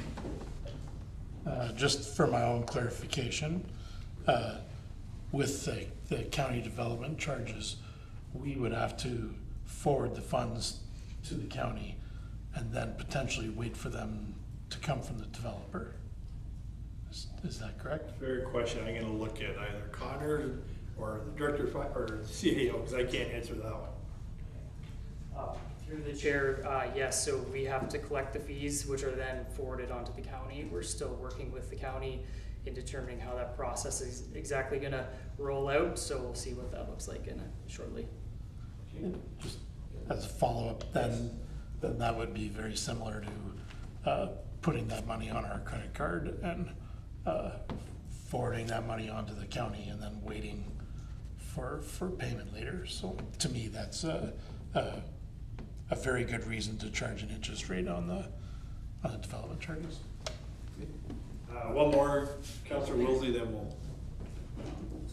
When I read the policy, I see that there's no strict definition of when we would charge interest rate, when it would begin. It does talk about when accrual happens, but it doesn't talk about what event triggers the interest being due. So I think we should clarify that before we pass the policy. And the second question, is there a way for the developer to pay the amounts in full and avoid the interest? I don't see any option for that. If they want to pay in full, like with our credit card or any other bill, we can pay it in full and not pay the interest. I don't see an option for that for developers either. Okay, well, I'm going to leave this up to council. If somebody wants to make a motion, there's a motion recommended, so if someone wants to make a different motion, motion in front of you reads that council directs staff to complete the development charge interest policy. So if someone wants to bring the motion, Councillor Kennis, second by Councillor Brennan. Questions, concerns? Councillor Wilsey. Does completing the policy include some of the things we talked about tonight, or are we just passing it as? We talk about how says to complete timing.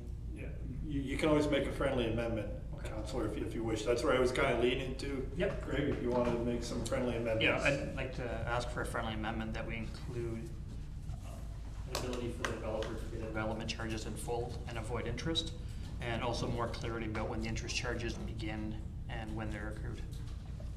Okay, Councillor Kennis brought the motion. I assumed with this that this was the development of the policy, not passing the policy.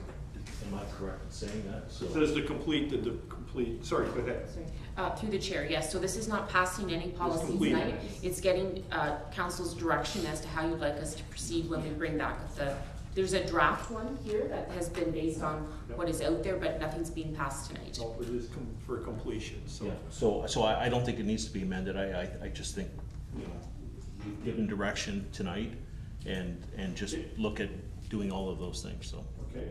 Yeah, so you didn't accept the friendly amendment? No, because I don't think it needs to be amended. So we go to Councillor Brandon and Councillor Derbyshire. Question through the chair to the presenter. Does the option of a developer paying in full and not paying interest on development charge currently exist?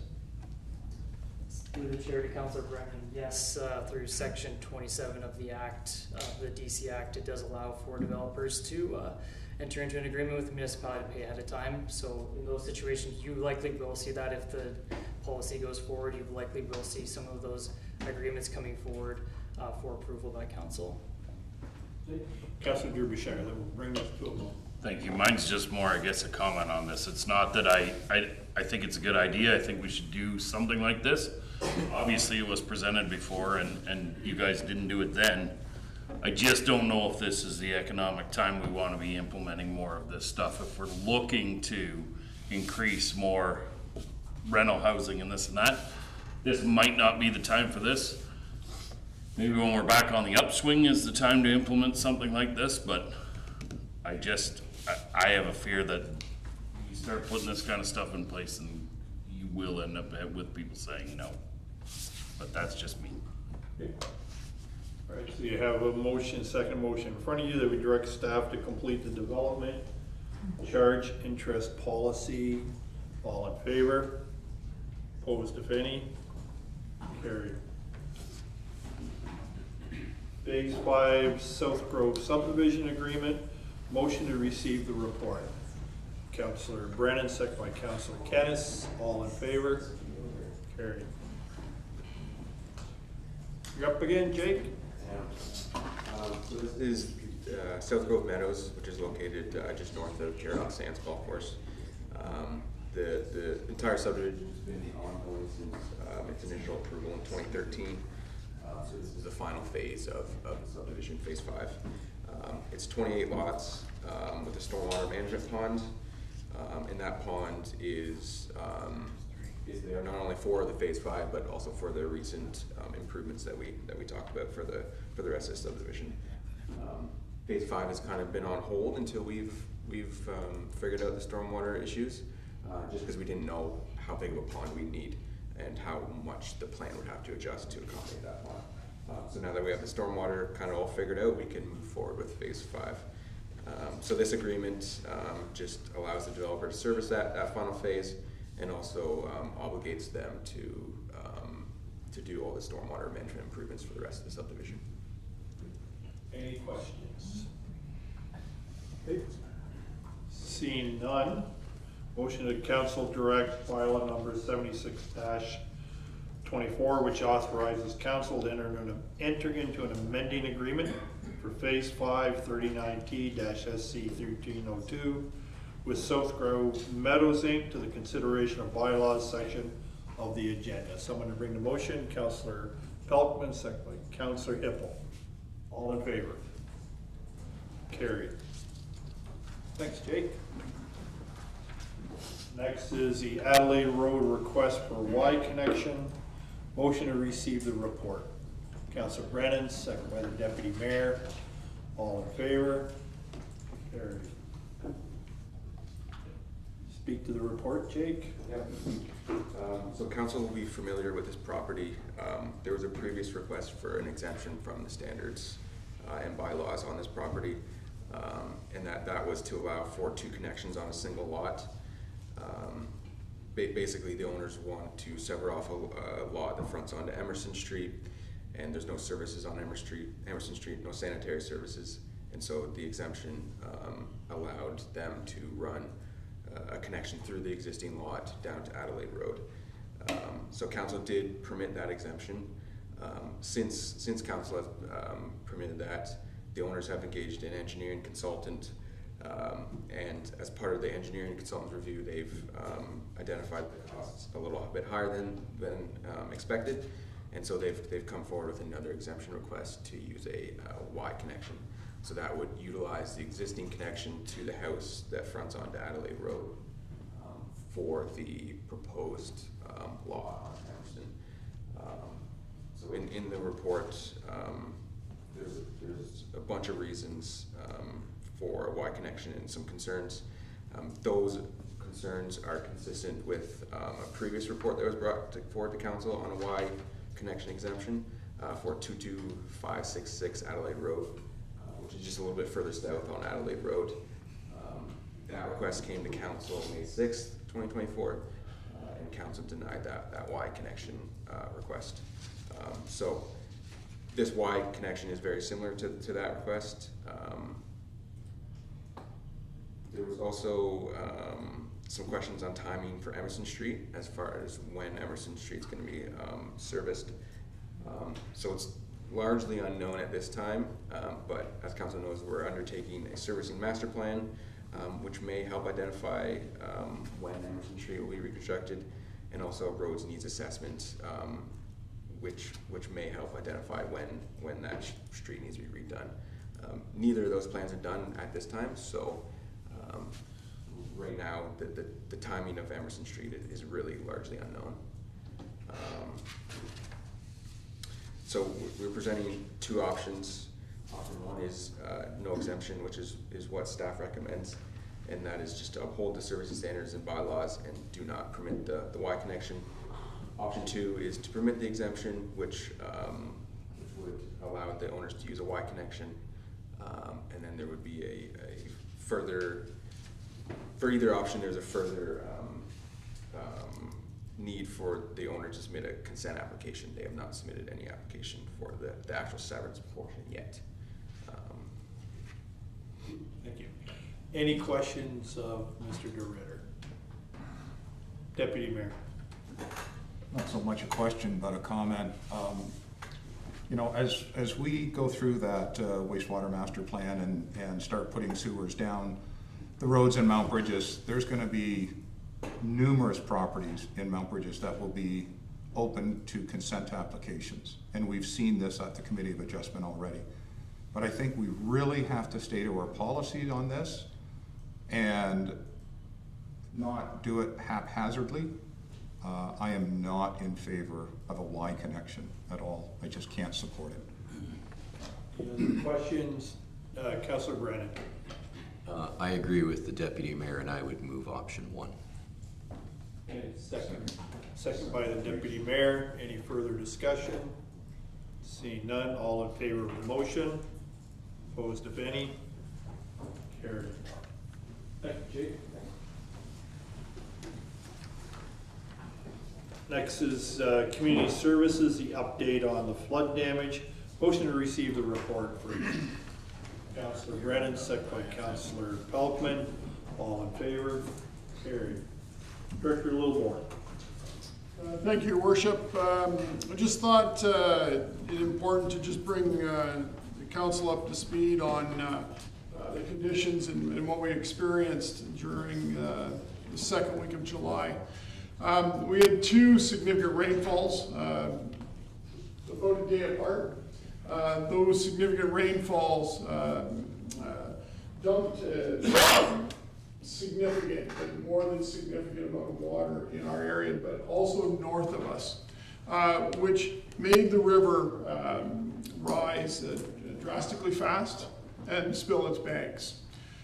The challenge with this flood is how wet of a spring and summer that we've had. The water table has remained very high in that area.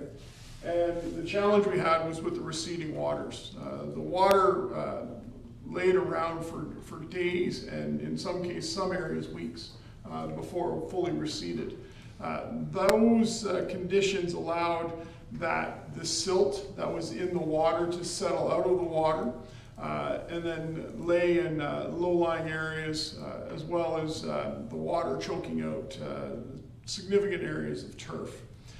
So we have several areas of damage, some structural damage with regards to water penetrating buildings that we need to get remediated. We need to look at the removal of the safety surfacing and the play sand in the playground. We've estimated a loss of about 10 picnic tables, and I half jokingly said today on CTV News that anyone south of us, if they find our tables, we'd really like them back. Along with the turf challenges we have in Alexander Park with the ball diamonds and soccer fields, we've been lucky with regards to being able to reallocate some of that diamond usage to the park, to Yorkview Community Park, where we're much higher with ground and not have to worry about flooding. So the games are getting in, but it's not without challenges for the sporting organizations to pull those off. If you drive down by Alexander Park today, you'll still notice areas where turf hasn't come back. The majority of it has started to regenerate, but we do expect that we're going to have to do some top dressing and overseeding, and we need to do that in the fall when the weather's more compatible to that type of exercise. We do have a renovation going on in that diamond already this fall. We're removing the grass infield and putting a full clay diamond in, so we won't be not as concerned about the contamination of the current clay there, because that will all be replaced anyway. This wasn't a typical flood. The floods that we usually see are in the spring, and they're usually up and down in a day or two. We don't usually have the water standing, and we don't usually have the deposit of silt that we have. And that's because we had such long-standing water. So anyway, I'm available for questions. Just felt important that council be made aware. Any questions? Okay. Councilor Derbyshire. So we don't know the extent whether we're going through insurance or not, or we are going through insurance? I guess that was one of... I can field that question. Through the chair to Councilor Derbyshire. So typically the rule of thumb on going through insurance is you should double your deductible, so $50,000 worth of damage. Then going down this list, what is insurable, what isn't. So obviously grass is not insured. So if that's going to be the lion's share of the expense, then obviously it's not insurable. Picnic tables, those kinds of things are insurable. Damage to physical buildings are insurable. So we're trying to sort of still work with the insurance company and figuring out what would typically be insurable and what wouldn't. And so that's kind of where we're at right now, just sort of going down that list of the damages and what we could typically apply to the insurance form, what we can't. But it would say right now, unless it's a physical, like I said, the picnic tables, the buildings, those kinds of things, those would be insurable. Most of the stuff is not insurable at this stage.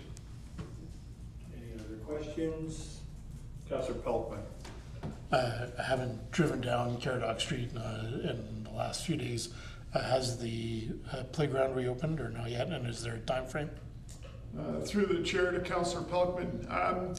We were hopeful that we were going to be able to start the work on the playground last week, but the initial quotes came back much higher than we thought, and we thought that out of due diligence we should get a second quote with regards to that work. So we're still waiting on getting that second quote, so I'm hopeful by the end of the month. So it will be back up and usable before the end of the summer.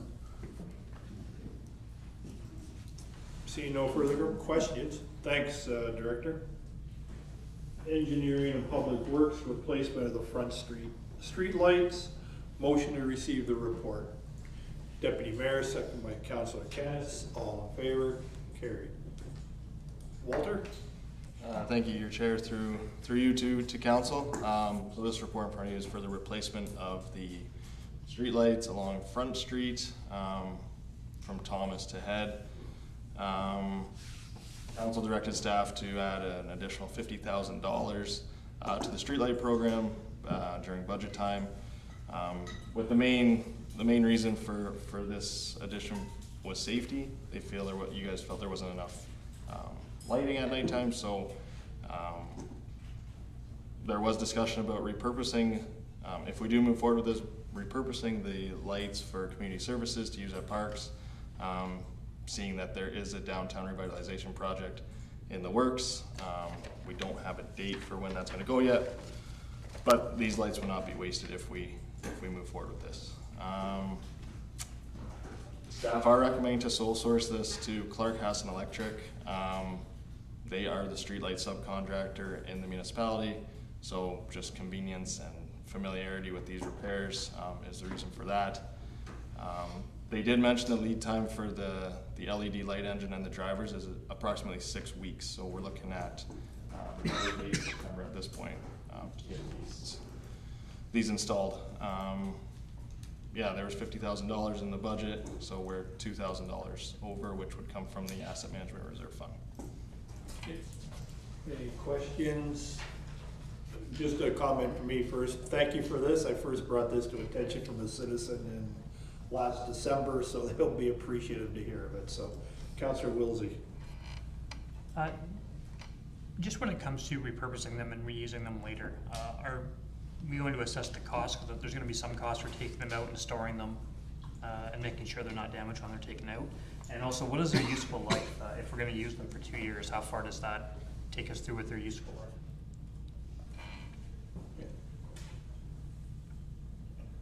Through you to Councillor Wilsey. So storage won't cost us anything. We'll use the Mount Bridges Public Works Yard to store these. As you're aware, we have quite a large yard there. And then as for the life, I personally don't know 100% what these are, but I can look into that if you'd like. Any other questions? Okay. Seeing none, the motion that council award the replacement of the front street lights to Clark Hassett for $52,000 plus HST. Someone to bring the motion. Councillor Hippel, second by Councillor Pelkman. All in favor? Opposed, if any? Carried. The extra strength surcharge report, motion to receive the report. Councillor Brennan, seconded by Councillor Palmer. All in favor? Carried. Speak to this one, CAO. Thank you, Your Worship. As council is aware, we have a sewer use bylaw that regulates the discharge into the sanitary sewers. We do have an extra strength surcharge agreement that has been put into effect with other users who exceed the stated amounts that are within our sewer use bylaw. Before you tonight is an agreement with Burnbrae Farms to put into place the extra strength sewer surcharge agreement, as there currently is not one in place. As I mentioned, this is something that we have done with other industry, and so it's sort of our standard agreement, and looking to sort of clean this up and to ensure that we have one in place with Burnbrae Farms. Any questions?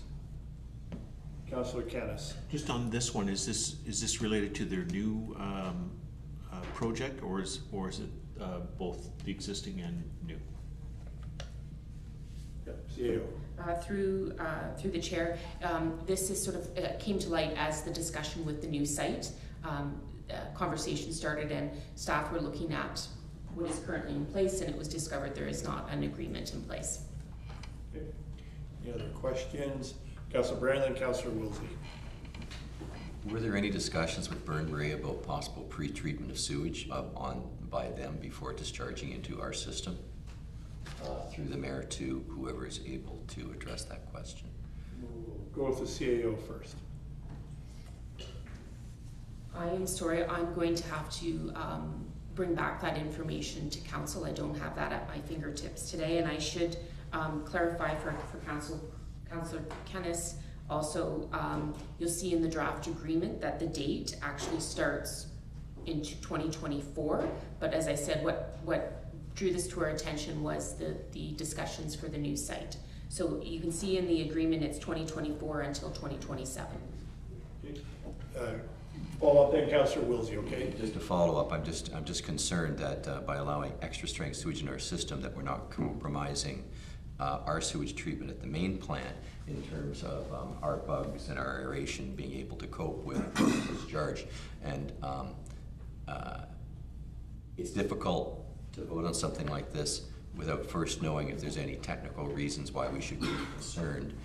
You know, are there going to be guarantees that there won't be a certain excess volume of extra strength sewage put in at one time that might overcome our system and that might overwhelm our bugs in our system and you know, knock our system out of whack?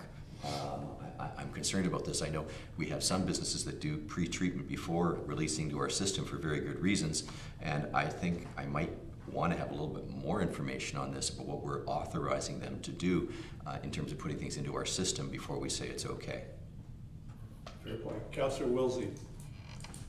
I shared a lot of the concerns of Councillor Brennan with the KML when we passed that one as well. But the part that I don't see in this agreement is that, and just for a little bit of background, as part of my automation and in my day job, I'm actually working with a few factories to put in treatment facilities where they can actually recycle and take their used water and bring it back to get it to drinking water standards and reuse it in the facility. If we were to have a system like that put in and somebody is on this process, there is no escape clause to get out of this where you don't have to get your monthly testing done once you put in a system. And these systems are millions of dollars to put in. So I don't see anywhere where they can demonstrate that they've increased or improved the quality of their wastewater, or maybe they changed their processes and they don't need the extra treatment anymore. I don't see anywhere in here to retest it or to back out it, just like we're billing them and testing in perpetuity, even if they change their systems. Councillor Derbyshire. So I'm somewhat on the same line as those guys, other than they are operating now on our system. And I'm not trying to throw alarm bells or anything, but are they changing this? Or is this a standard thing that we're now trying to implement so that we are testing and whatever monthly? I guess that would be my question is they're not actually omitting anything. We just want to start doing this and testing this and have this agreement. Is that closer to the understanding than we think they're actually going to super pollute? CAO. From my understanding of things, that this was, I think, sort of discovered in discussions that there wasn't an agreement in place, and staff flagged it that this is an opportunity to have this discussion and put one in place. But certainly understanding the questions and further information that council wants, we certainly can bring this back forward to council with that information that is being requested. Thank you. So I think I've heard council. There are two motions in front of you. Did someone wish to put something different in front of us? Councillor Brennan. I'd like to see this matter deferred until we have a technical report in front of us so that we can be assured that we're not putting our system in jeopardy by approving this. Okay. Second, Councillor Wilsey. Any questions? Mayor. On a motion to defer, I think we need a date for return. That just has to be included in the motion. Councillor Brown, since you made Well, I'd go through the mayor to the CAO to have the CAO suggest a date by which such a report might be presented to council. Okay.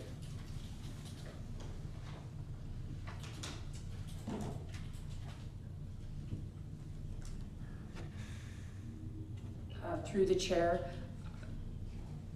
sorry, I'm just looking at the calendar and when our next meeting is scheduled. September 3rd.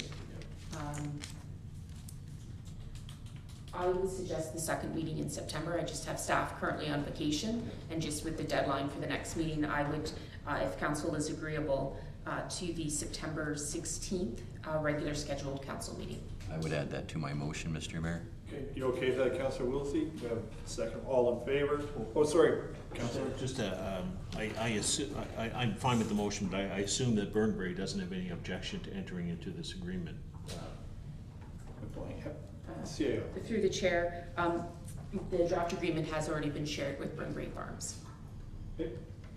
Questions? All in favor of the motion? Opposed, if any? Carried. Sorry, Greg. I was listening to Councilor Derbyshire, and I kind of shared his question. This agreement has been shared with Burnbury Farms. Do they give any feedback or any hesitancy, or do they just say, hey, okay, I guess I have to do it? Is there any? Yeah, fair question. Through the chair, I haven't been part of those discussions, so I think that's something that we can include in the report back. Thank you. And just one follow, if this is for the old plant and they're building the new one, are we doing all this agreement just for like 3 or 6 months and putting all this testing in place? Like, it doesn't seem like, is the other plant gonna be continuing to run once they build the new one? Because I thought once they build the new one, they're shutting this one down. So are we going through all this process and testing and things for like 6 months, or? It's a 3-year agreement, so yes, 3 years. Okay. Next is the Darcy Drive copper water service replacement. Motion to receive the report. Deputy Mayor, second by Councillor Kenneth. I saw a hand. All in favor? Carried. Walter, sorry, is this you? Sorry, by you, I mean the CAO. Thank you, Your Worship. Council had a previous discussion at an earlier council meeting and asked for further information back regarding the other replacements that are or can be or should be completed on Darcy Drive. So as council is aware, there was an approval in the budget for the replacement of 9 water services on Darcy Drive. Within the report is information on the number of additional services on Darcy, and then also looking at some of the other streets that are in that area that require replacement services as well. You can see in the report, this includes Laura Lane and Stephen Street. There's 29 additional service connections, 29 on Darcy and 23 on Laura Lane and Stephen Street. So that's a total of 52. And you can see on page 4 of the report, there was a costing received for the amount per service, which is $7,950 per service. So that 52 plus the approved 9 water service, the 9 water service replacements, which are in the budget. The budget was approved for $80,000 in the 2022 budget. So the total price for those services are $602,600. I also would like to point out to council, make note in the report that there are an additional approximately 100 water services on Deborah and Agnes Drive that have not been included in this report. But again, if you can take the math at that 100 services at that $7,950 per service, but the recommendation or the information at this point is just including those 52 services to start. So happy to answer any questions that council may have. Open it up to questions. We'll go with Councillor Derbyshire, then the Deputy Mayor. You can start with the Deputy Mayor. Okay. Deputy Mayor. Thank you, Your Worship. I have a couple of thoughts. So one of the comments, well, I have obviously a concern about $600,000 when we haven't budgeted for it.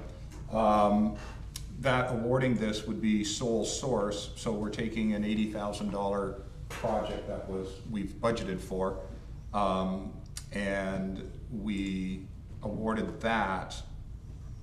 So if we were sole sourcing for an extra $10,000 or $20,000, that would make sense because we were looking to get more work done because they were already in town. But now we're taking $80,000 or was it $69,200 awarded contract and turning it into 10 times that or 9 times that. So I'm concerned about sole sourcing when we're taking that big of a leap.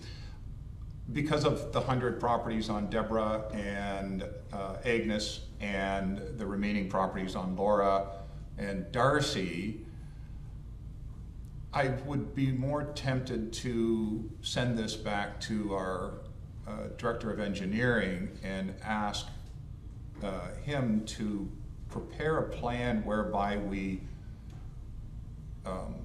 monitor what is going on with these houses. So select a random sample of houses and we'll monitor it. I don't know, somebody with knowledge far more than mine about this, and then hopefully that would give us information that we could use to, get to budget and say timelines are showing that we're going to have to do something in 2 years or 5 years or 10 years because they're starting to fail, as opposed to just sole sourcing $600,000. Councillor Derbyshire. Thank you. I was somewhat along those lines too with, I think we need to maybe have a better kind of plan going forward here. The other thing I want to make sure is that we aren't approving or doing anything that might harm us in the future with decisions of stuff that have already been kind of on here, on our radar with this set here. So I think we do whatever they said we could get done for 80,000, and then plan for obviously a lot more work to be done here. So, any other? Councillor Wilsey, then Councillor Kenneth. Just a comment is, I thought last year when we put the motion forward, that our motion was, and the recommendation of the Director of Engineering was that we replace all the services that we quoted out and got contracted and the $80,000 worth of work, because that was all that really needed to be done. I'm shocked and more than a little bit disappointed that now I hear there's another 150 services that still have to be done because they're in the same issue, and the direction from council was to fix them all, or all the ones that needed to be fixed. I don't know what to say, but for staff to come back with a recommendation of only fixing 10% of the available services, when the recommendation was to do them all, I just want to express my disappointment for that. Good. Councillor Kennis. Stop me if I go over a line I'm not supposed to, but I may have missed a meeting where this was discussed, why this was a problem in that subdivision in the first place. That's okay, it was discussed in a budget meeting long before. Okay, I may have missed that one too. So I guess my concern is, you know, is it, how big a problem is this? Is this a problem because of one developer yeah, I guess I'm more curious how this started in the first place, and is there anything we could go back on in terms of the quality of the work? That subdivision's probably way too old by now, but yeah, just a question. I hope you understand what I'm asking. No, that's a fair question. Walter, could you just explain what the issue is again, and it's just why we have to replace them?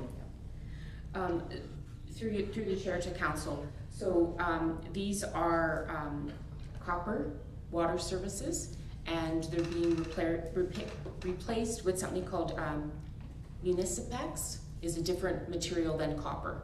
So it's there have been some issues with connections and failures. Some of those issues started as early as 2011. There have been replacements done from 2011 to 2015, that there have been a number of replacements that have taken place over the years. So in regards to a timeline, these have been some ongoing issues over multiple years. So there have been some failures, and so the work is to replace those copper lines with sort of this new material. Okay. Councillor Kennis, follow up, then Councillor. So just to follow up on that, so we wouldn't allow a contractor then to use that copper material if somebody was starting a new development today? I just hope that this doesn't happen in a lot of other subdivisions that we are approving and planned and all that. Was that a comment? Did you have a follow-up? Yeah. Through the chair to Councillor Kennis, I can't speak to that. I'm sorry, I don't have an answer for you tonight, but that is something I can provide in the future. Councillor Hippel, and I didn't know if the deputy mayor had a follow-up. Councillor Hippel. Thank you. Through yourself actually I'm not really sure.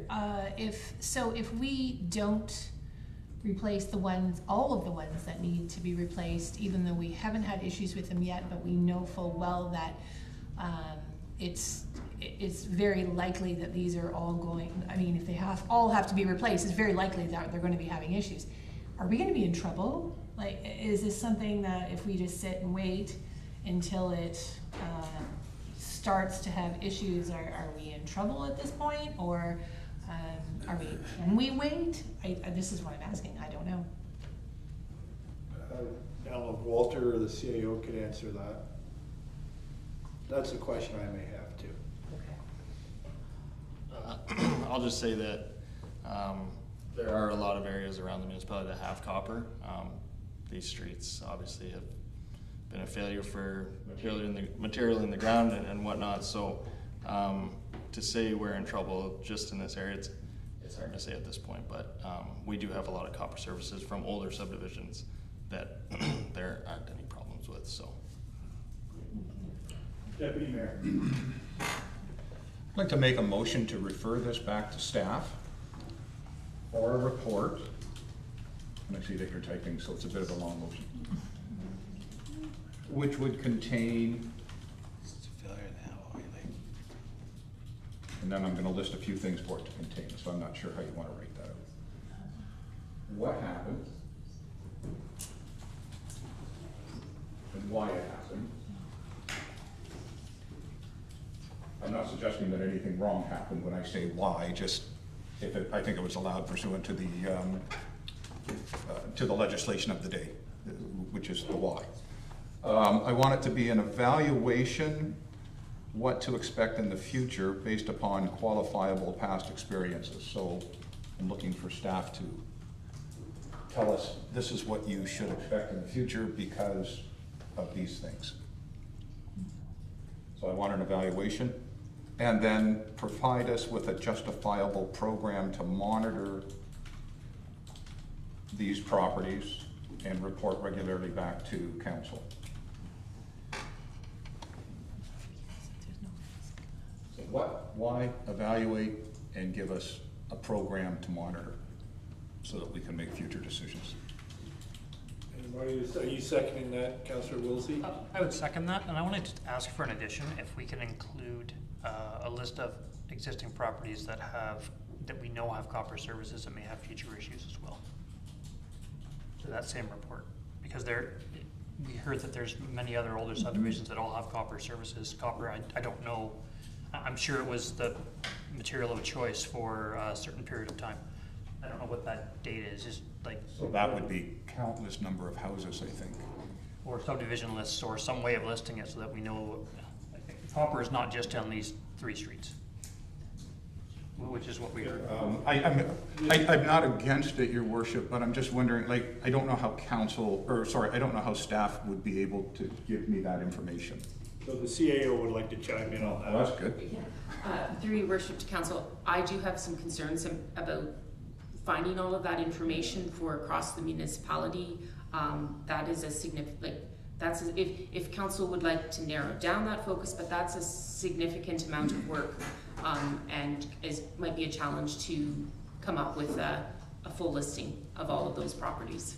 So, your worship, for the time being, my motion is based upon the Darcy Drive, Laura Lane, Deborah, and Agnes and Stephen. And Stephen Street. Okay, so that north end subdivision up there, everything that that was mentioned, which is kind of the transition from copper to PEX. Yeah. Somebody still want to second that motion? Any other debate? Or Councillor Hippel, then Councillor Derbyshire. Okay, so my question on that is, so in the meantime, if we're running into issues, what are we just waiting until this report comes back, or are we fixing this, or Status quo. sorry, we just leave it at status quo? Yeah. This is my question. I don't know. CAO. So status quo has been, as you can see in the report, we have replaced and repaired those that have had failure. So we will continue to do that in the event of a failure. But based on the previous decision of council, you have awarded a tender for replacement of 9 services. So that has been a decision, and that tender has been awarded. So that would be moving forward with that, and then bringing this report forward. And if there are any unforeseen issues, those will be addressed if they arise. Councillor Derbyshire. Thank you. I think that's clarified. So we're moving forward with the $80,000 that we spent. Yes. That work will be getting done, yes. And then we can sort out the rest of this stuff. Yeah. Okay. All right, I'm good with that. Okay. Then we got to bring this to a vote. Yeah, but so your worship, through you to the CAO or to Walter. So we're about to excavate 9 and replace. So can we make sure that those 9 are inspected? So, because that's going to become part of the evaluation of this motion on the floor tonight. The best way to evaluate is to see what's going on in the ground right now and why they fail. Okay, so second motion, all in favor? Opposed, if any? Carried. Reports from boards and committees. There are 4 reports in front of you. Motion to receive all 4 reports. Councillor Brennan, second by Councillor Kennis. Any discussion on any of them? Seeing none, all in favor? Carried. Deputy Mayor, do you have a county council report? I actually do, and I'm just going to take probably 2 or 3 minutes of your time. At our last county council meeting on the 16th of July, we received a attainable housing review implementation report. So this was a 13-page report, and I just want to summarize some of it because it has to do with housing in our community. Some of the things we looked at here were the roles of the federal government and the provincial government. Under the province, they prescribe, they integrate planning and local policies, and one of the things they do is they designate service managers. I think there's 29 of them in the province, and in our area, our service manager for housing is the City of London, and then through a servicing agreement with the county, there is an agreement that the City of London will be the service manager. They're designated that, but they look after housing for both our community, or sorry, the county and London, and that's why it's called London Middlesex Housing. Some of the things they do, 5 things, they system planning, centralized waiting lists, new housing development, set sustainability to ensure the sustainability of the housing stock, and support housing operations. They have one of the members of county council sits on that, and that is our mayor, His Worship Colin Grantham. There are a number of units in the City of London. There's 159 units in Middlesex County. The county, we use a weighted assessment and actual cost basis. For 2024, the county budget towards this was $6,865,000, representing 12.4% of the levy. So 12.4% of the levy that we give to the county goes to housing. One of the things that comes back through the City of London to the county is the delivery of the homelessness program in the county. So they returned to us in 2023 $873,000. So that's some of the activity that's going on. During this discussion, what is going on during this discussion is kind of a holistic look at what the county sees themselves currently doing and what they want to do in the future in regards to housing. So they have a statement, a vision, that every Middlesex County resident has an opportunity to access the type of housing they need in their community. They try to do that in 3 things. They support clarification of county and local municipal rules in addressing housing and homelessness needs in the county. So the county is looking at roles, both for the county and the 7 municipalities made up in the county. They want to have a large range of housing options, types, tenure, supports to meet the needs of the current county residents. And they're going to look at supporting economic growth and quality of life through adequate supply of housing. They've set out some recommended actions for the county staff to look at, clarifying roles in addressing homelessness needs. There's 9 points, 10 points under that. Could take up to 3 years to get all of that done. Support a diversity of housing, make sure an adequate supply of housing and how all of that would happen. And then they're going to look at implementation.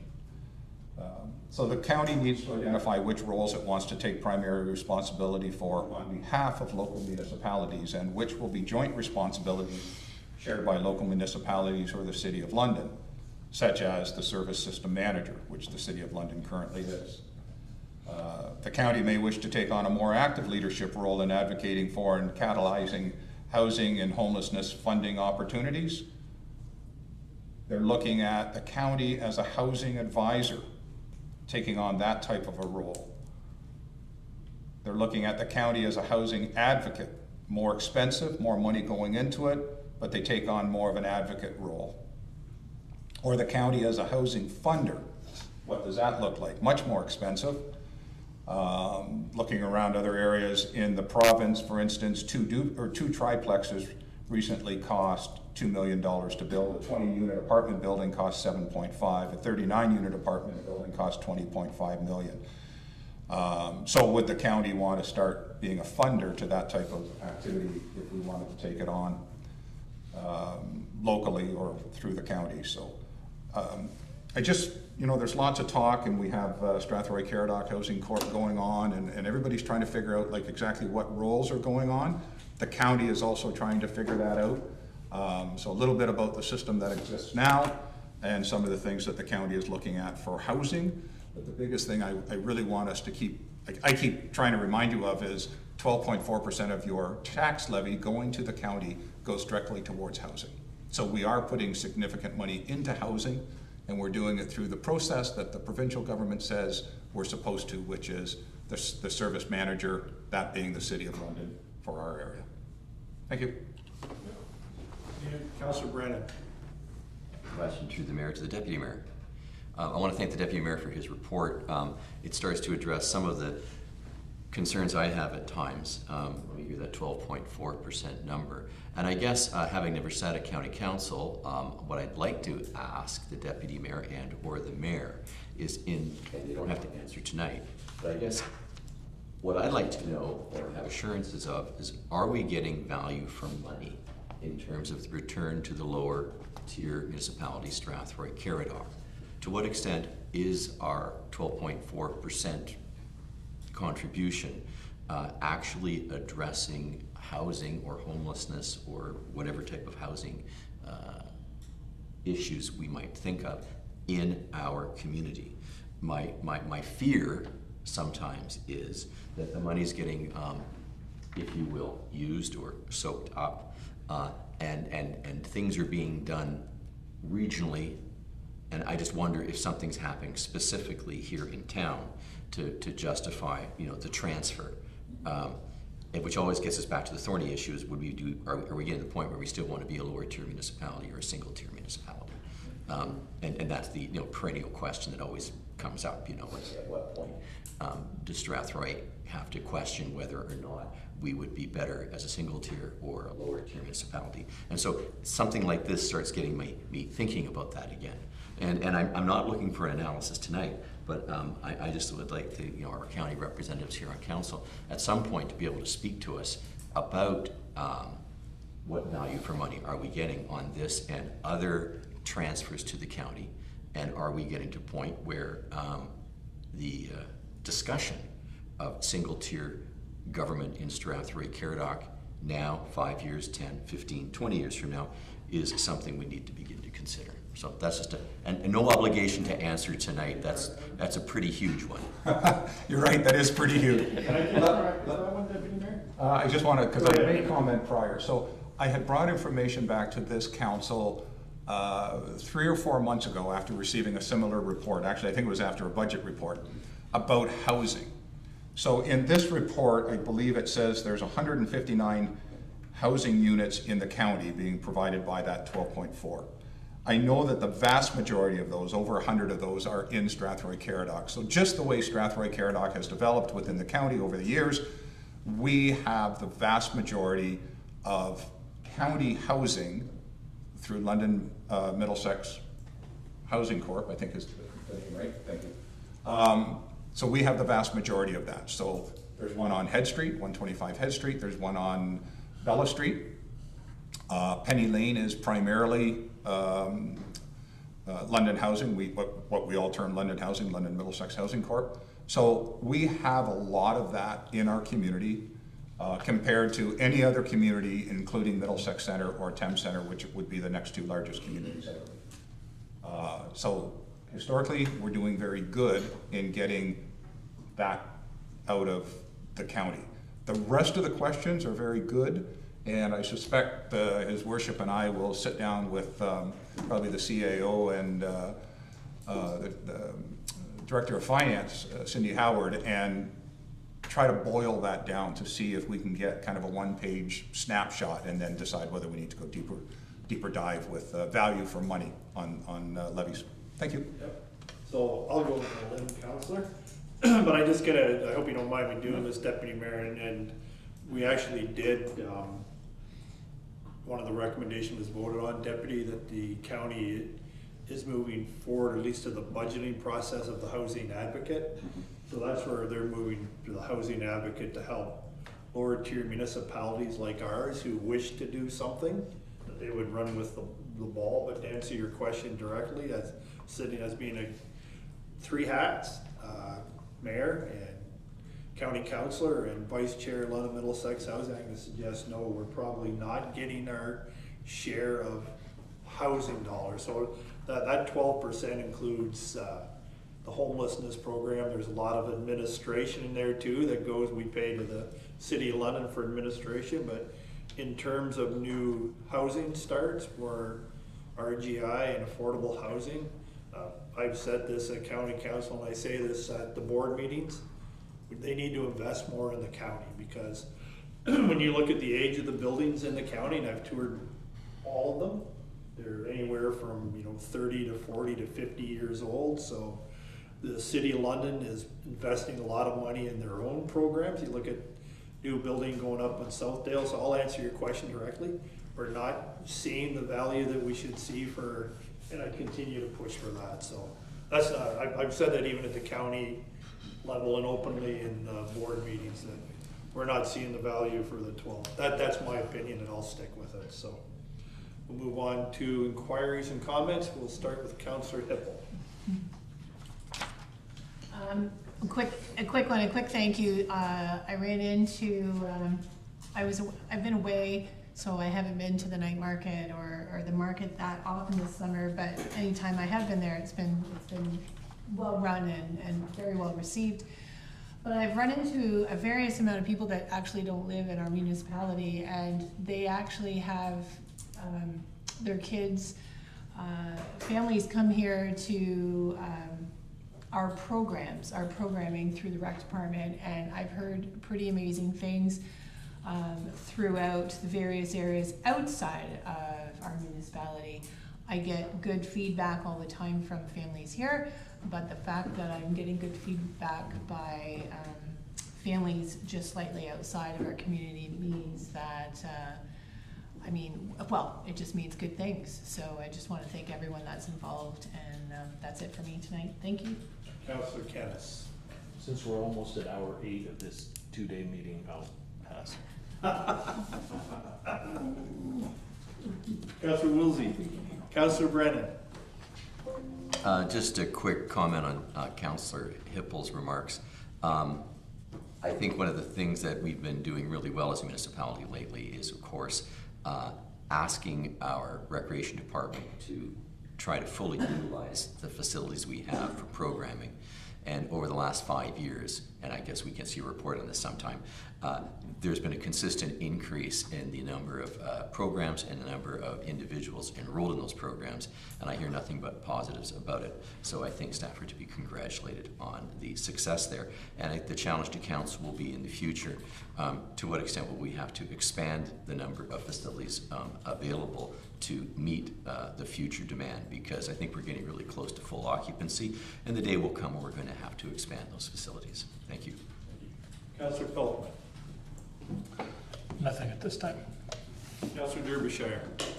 Thank you. I just had a request, I guess, or a comment, whatever we want to go here. I was down to the Lions building, the shed behind the arena there, the other day to visit with some people, and there's no 911 number there. So I kind of thought about my dad being older, and if we had an accident and I had to phone 911, I have no address for that. I would have to give someone up front. So if we can't put that forward and get them an address for that building, that'd be good, and I would be more than willing to pay the cost of the sign and the pole and whatever else, so that we have something there. You know, they're doing good things down there, so let's try to make this work for them. Can we defer that one to the CAO, because we've had talks, and I think that's a good, we'll defer that. Thanks, Councilor. You can defer it wherever it goes. Yep. Let's get her done. So I don't know how long we defer it, but if not. We'll just have a further conversation the next day or so. Okay. Councillor Palmer. Yeah, just a follow-up comment to Councillor Hippel and Councillor Brennan's comments about recreation programs. I've also been hearing how full our programs are, and that's great. I do think we want to keep in mind when people are coming from other municipalities and using our programs, which are subsidized by the taxpayer, that we may have to look at that in the future. having resident fees and non-resident fees as things become tighter and demand becomes higher. So I know we talked about that a little bit in the past budget, but I think we'll probably have to look at that again. Deputy Mayor. Yeah, I just want to let everybody out there know that we are now engaged in a service delivery review. So if you're on the website, I think it'll be on the website if it's not already, where people can comment upon that. Strategy Corp is the company, so if you see Strategy Corp and Service Delivery Review, it is something the municipality is involved with, and anxious to get everybody involved in that. And here's your opportunity to, to voice your concerns and all the great work that we've been doing. Thank you. I just got two real quick ones. One is to council. I have had discussions with the CAO regarding the budget process. We do anticipate starting in September, mid to late September, with a goal to have it done by, again, mid to late January, so there'll be further, but we have had initial talks about the budget. Second, myself and the CEO are at AMO next week, and we have delegations with the Minister of Transportation and the Minister of Health about a couple of things. So that's what we have there. When we get to the schedule of meetings, we've talked about this. Historically, we've had a recess for AMO. I think we've proven that it may be time to discontinue that practice as our agendas get larger. So I think next year we'll find a way to work it, because I think we do need to have the two meetings in August. So if they're short ones, that's fine, but Councillor Kennis, we're still an hour behind the record that the City of London set for a 9-hour meeting. So I don't want to beat them, so. So now a motion, we'll get the words here. Motion that we move in camera at 7:32. So council will now meet in closed session and consider matters it is permitted to do so under the Municipal Act and is listed on tonight's council agenda. Those items are: one item in accordance with council's procedure bylaw to approve in-camera meeting minutes of July 8th, July 15th, and July 16th. One item pursuant to section 239(2)D of the Municipal Act regarding labor relations or employee negotiations, a hiring recommendation report. One item pursuant to section 239(2)F of the Municipal Act 2001 regarding advice that is subject to solicitor-client privilege, including communications necessary for that purpose. Lake Huron Primary Water Supply System. One item pursuant to section 239(2)C of the Municipal Act regarding a proposed or pending acquisition or disposition of land by the municipality, 137 Frank Street. And one item pursuant to section 239(2)E of the Municipal Act 2001 regarding litigation or potential litigation, including matters before administrative tribunals, affecting the municipality or local board, Adelaide Metcalf Servicing Agreement. Motion to enter closed session at 7:32. Councillor Pelkman, second by Councillor Kennis. All in favor? Here. Give a few minutes to okay.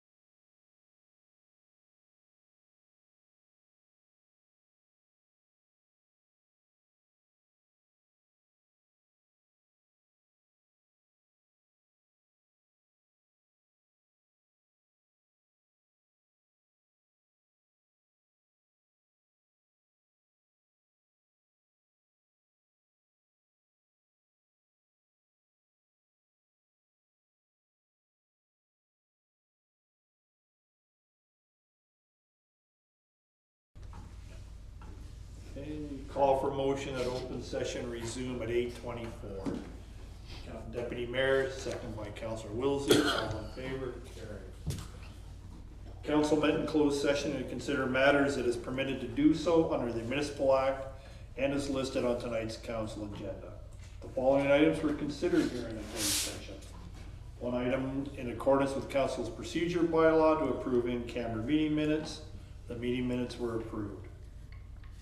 One item pursuant to section 239 2D of the Municipal Act regarding labor relations or employee negotiations. Council received a confidential staff report for information. Direction was given to staff. One item pursuant to section 239 2F of the Municipal Act regarding advice that is subject to solicitor-client privilege, including communications necessary for that purpose, Lake Huron primary water supply system. Council received advice from legal counsel. No further direction was given. One item pursuant to section 239-2 of the Municipal Act regarding a proposed or pending acquisition or disposition of land by the municipality, 137 Frank Street. Council received a verbal update and was notified that a previous agreement of purchase and sale of 137 Frank Street is now null and void. No further direction was given. One item pursuant to section 239-2E of the Municipal Act regarding litigation or potential litigation, including matters before administrative tribunals affecting the municipality or local board. LA Metcalf Servicing Agreement. Council received a verbal update. No further direction was given. Call for a motion to approve the direction given in closed session. Deputy Mayor, second by Councillor Kennis. All in favor? Carried. Next is the consideration of bylaws. Motion that all the bylaws in front of you receive. Sorry, Chair, one exception, we will be withdrawing consideration of bylaw 7724 in regards to the extra strength sewer surcharge agreement, pending the council's earlier deferral to the September 16th council meeting. So a motion to bylaw 7324, 7424, 7524, 7624, 7824, and 8224 receive first, second, third, and final reading. Deputy Mayor, second by Councillor Pelkman. All in favor? Carried. Motion to adjourn at 8:26. Councillor Brennan, second by Councillor Kennis. All in favor? Carried. Goes down in 3 minutes.